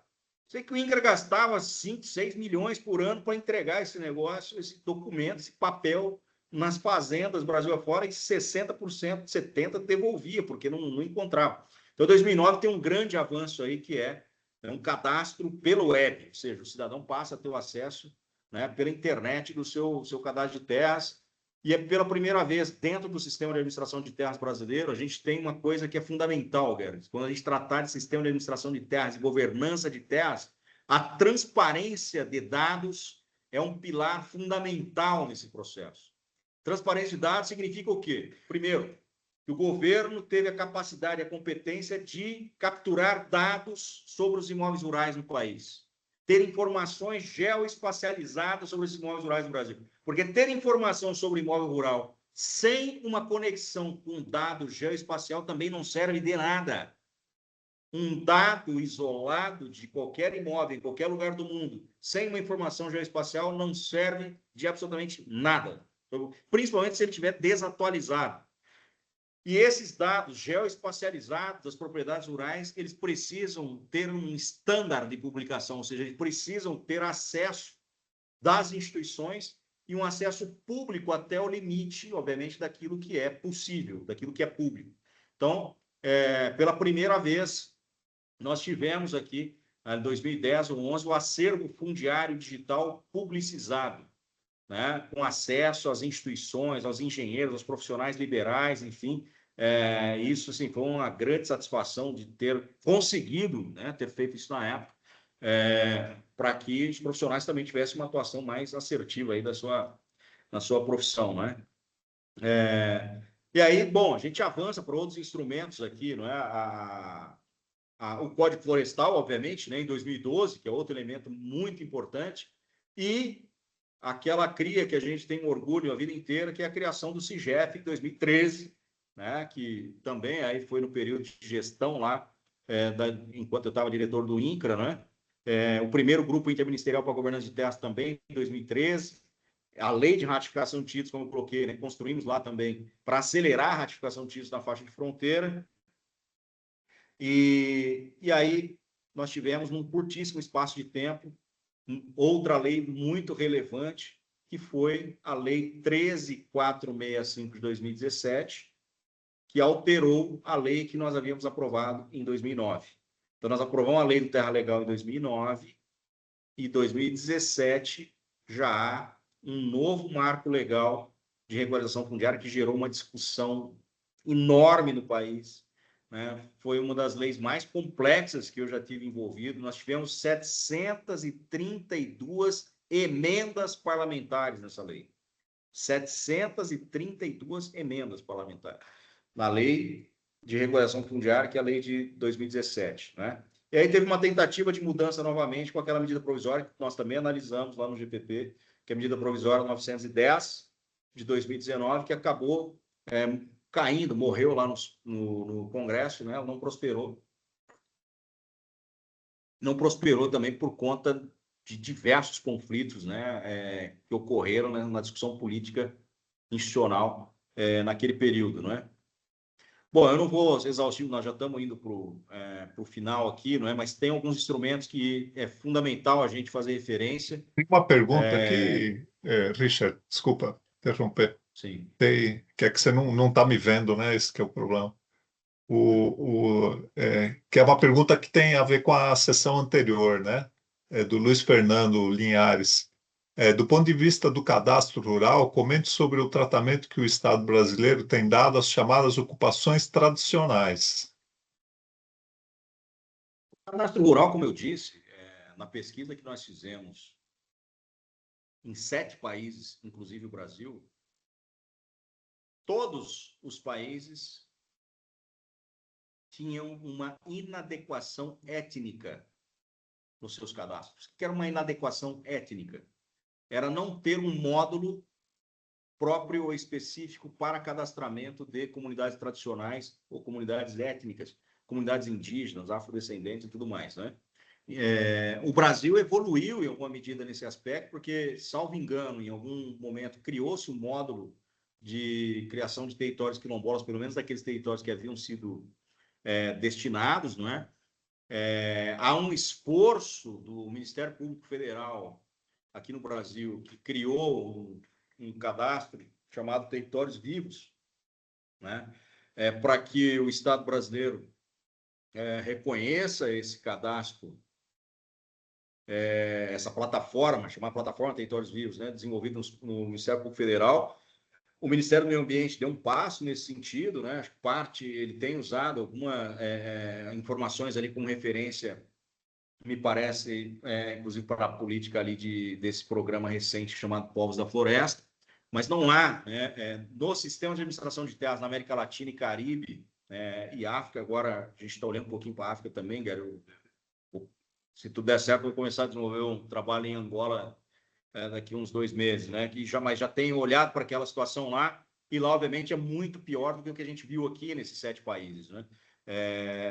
Então, aqui nós não temos, né, essa chamada adequação étnica, que é o que as diretrizes voluntárias para a governança responsável da terra têm orientado, né? Que você tenha um módulo específico.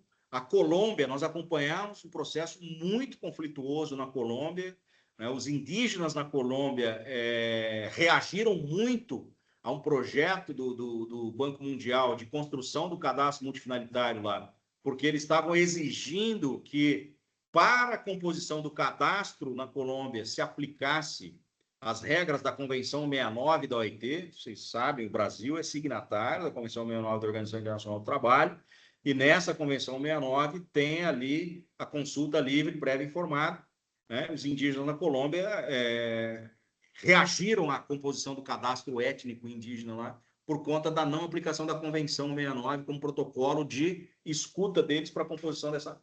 Então, assim, tem diversos problemas.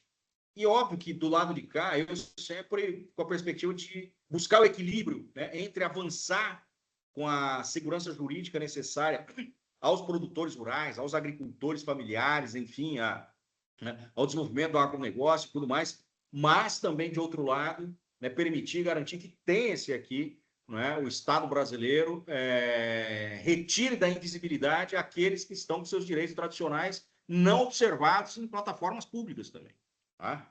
E aí entra essa necessidade de adequação étnica, né, nas plataformas de cadastro, com um pilar objetivo aí de um cadastro étnico. Né? Seguimos, respondemos aí.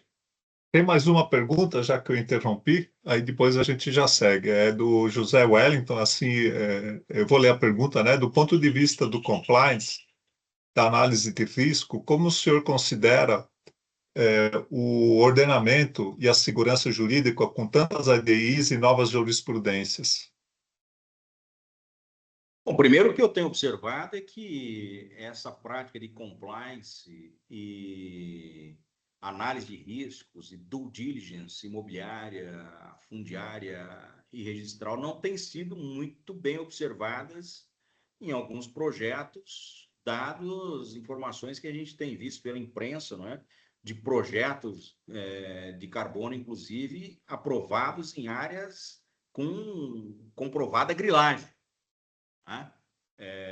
Então, assim, e essa é uma pergunta muito importante que o Zé Wellington está colocando aqui. Não à toa, assim, nós, e vocês sabem disso, o Guedes colocou, nós estamos no setor privado, nós desenvolvemos tecnologias para aperfeiçoar esse processo, não é, de due diligence, de verificação sobre a situação fundiária das propriedades, diagnósticos de propriedades, e há pouco tempo eu fiz uma proposta, Guedes, depois eu vou compartilhar com vocês, uma proposta para regulamentação, e eu mandei essa proposta para a direção do Ministério do Meio Ambiente, mandei essa proposta para a direção da CVM, para a regulamentação dos fundos de investimento e fiscalização, né, dos fundos de investimento, especialmente dos fundos de investimento que tenham incorporados ativos ambientais, e esses ativos ambientais naturalmente estão vinculados a propriedades, né, para evitar que haja incorporação nos fundos de investimento de áreas que sejam griladas.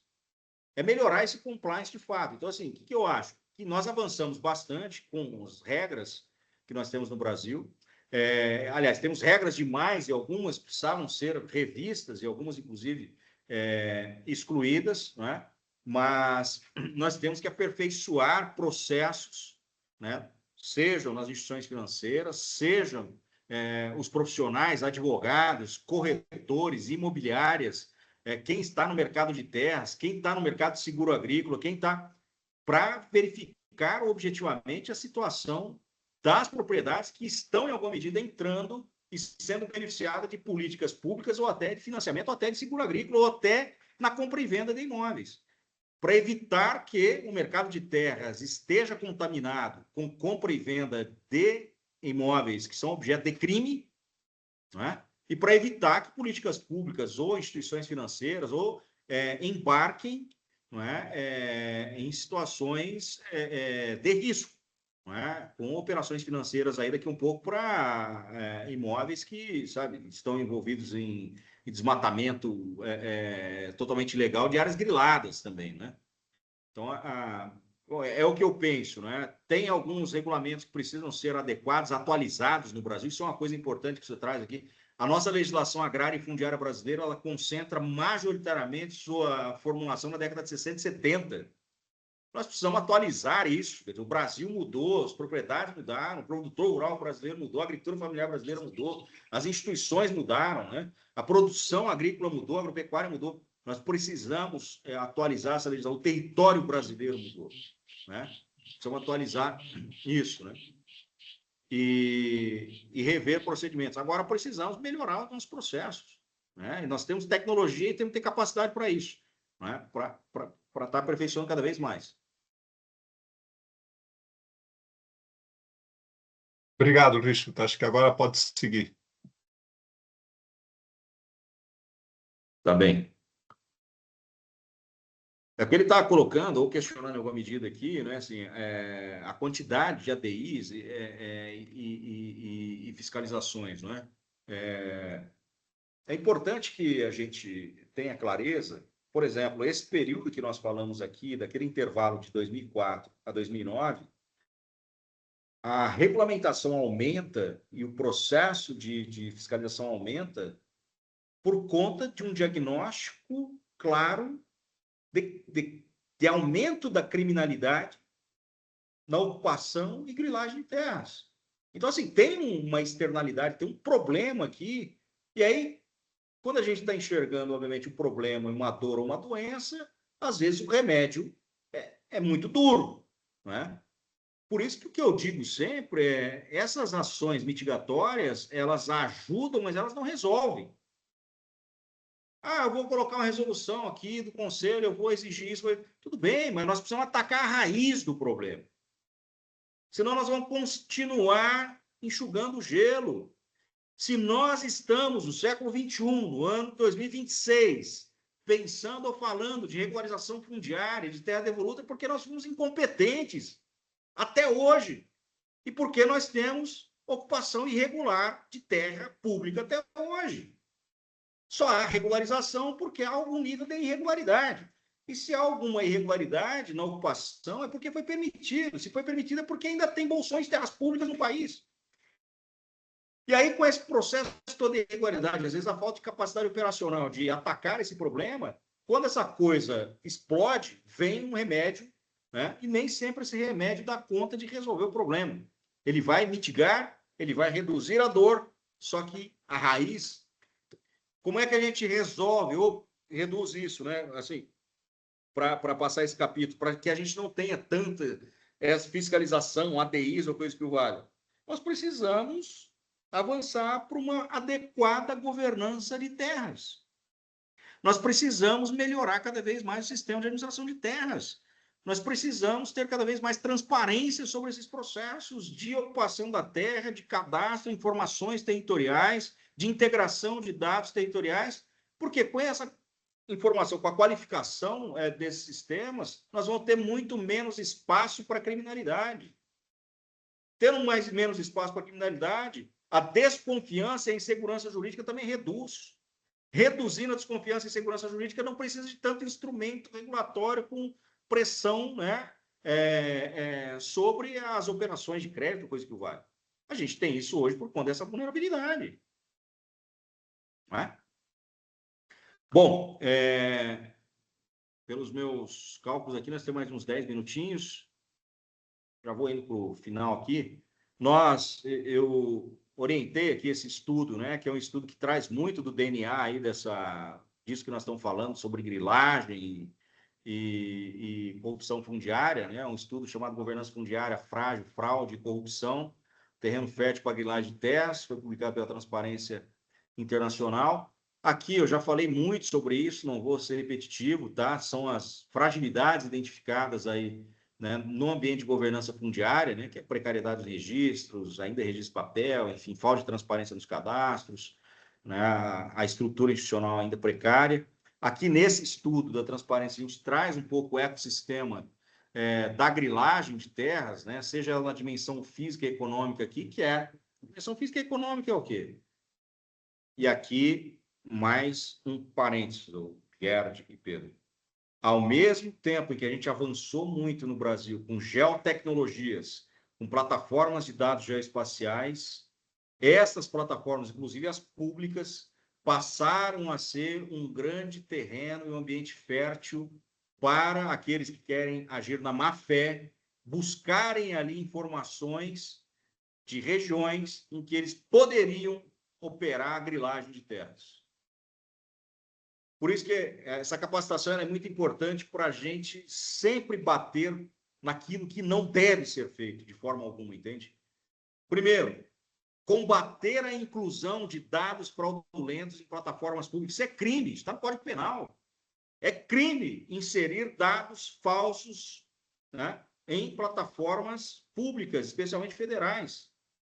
É crime. E no cadastro ambiental rural nós temos milhares ou milhões de inserções de dados falsos e criminosos, né?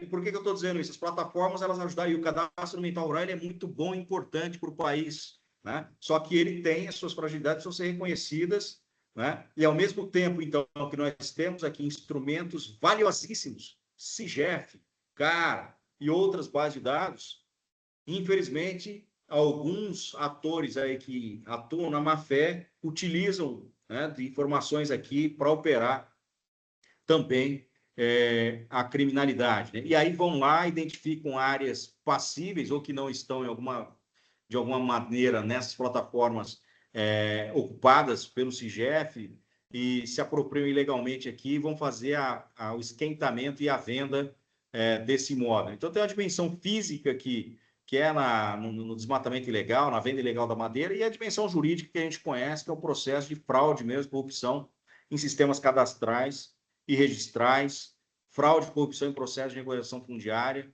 né, para chegar a criar um verniz de propriedade para áreas que foram apropriadas de forma ilegal, não é? Quais são as soluções para concluir, não é? Não estou dando, obviamente, receita aqui, mas algumas das soluções que a gente trouxe nesse estudo e que eu tenho, né, colocado por óbvio, né, de todo esse diagnóstico que a gente fez aqui, a gente tem que apontar alguns caminhos, né, para a gente melhorar, né? Então, sanear e modernizar os registros de imóveis, naturalmente, não é?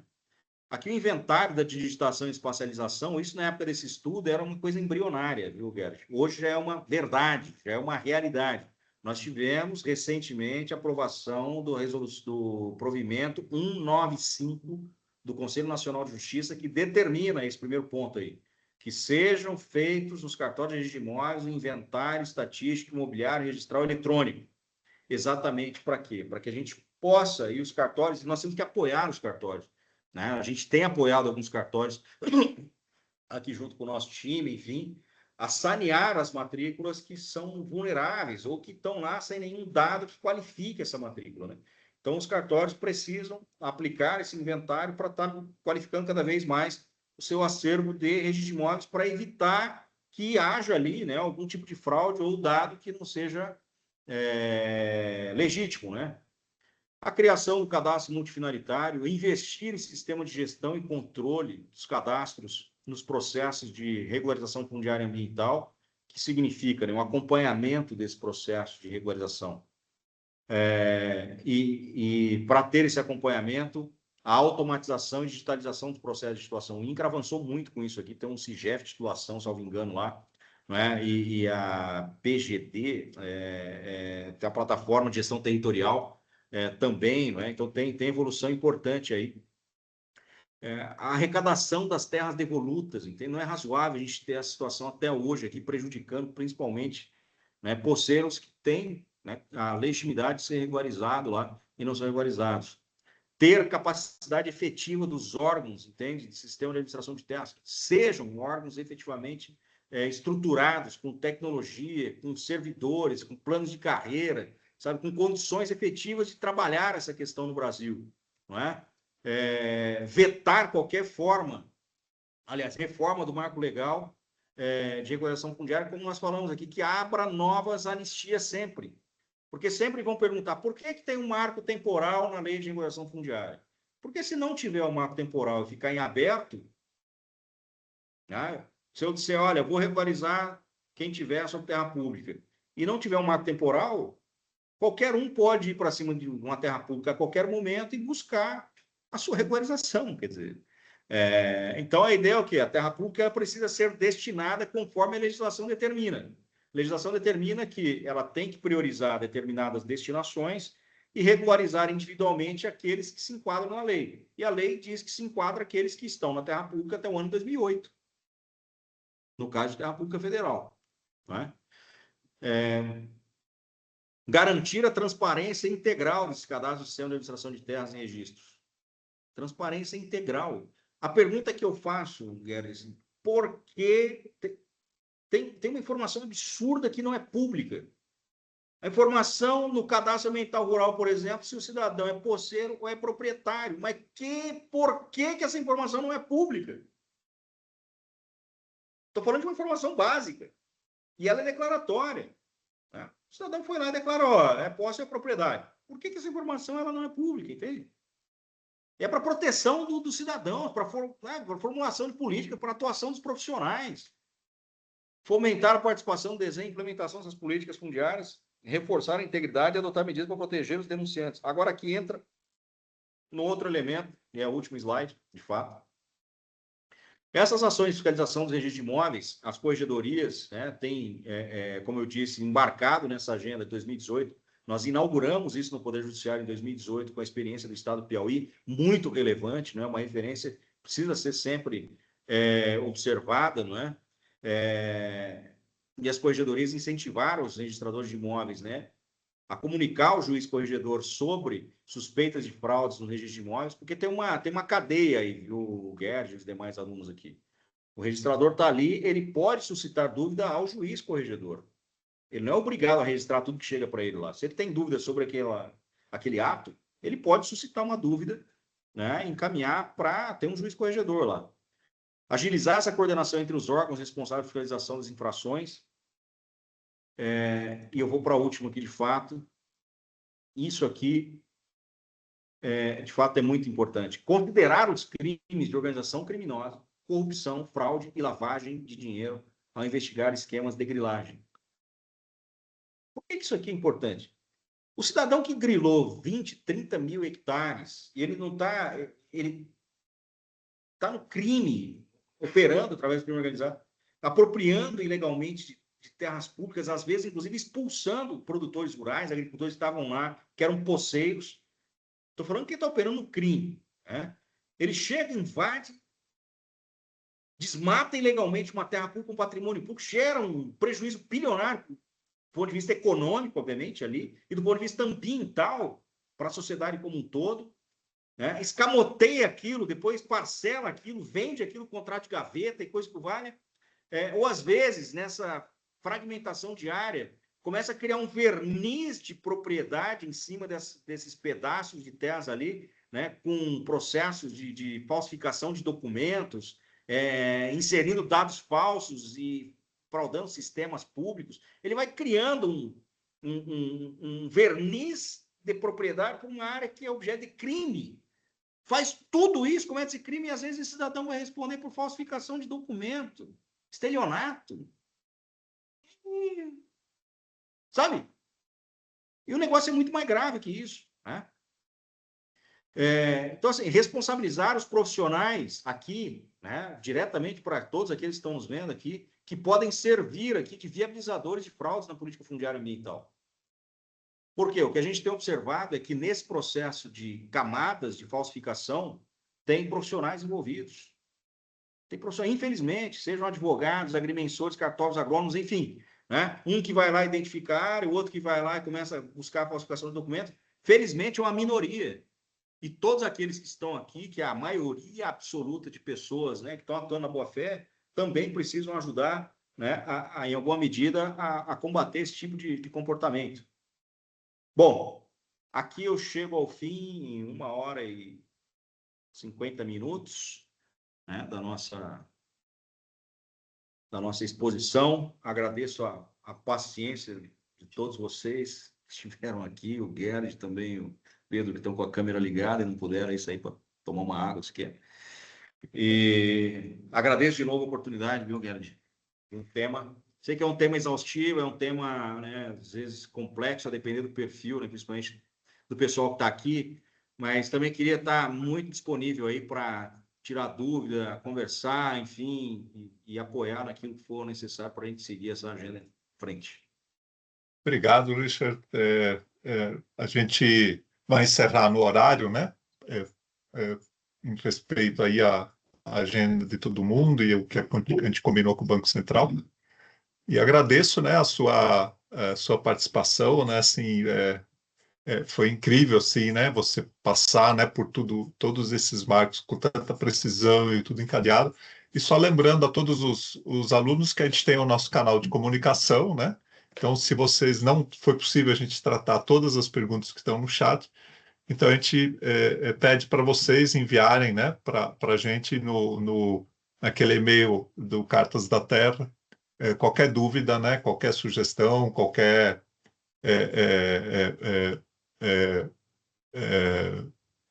comentário, né, para a gente poder estruturalmente responder isso, né? Matheus, acho que agora é com você para a gente encerrar aqui a nossa participação de hoje.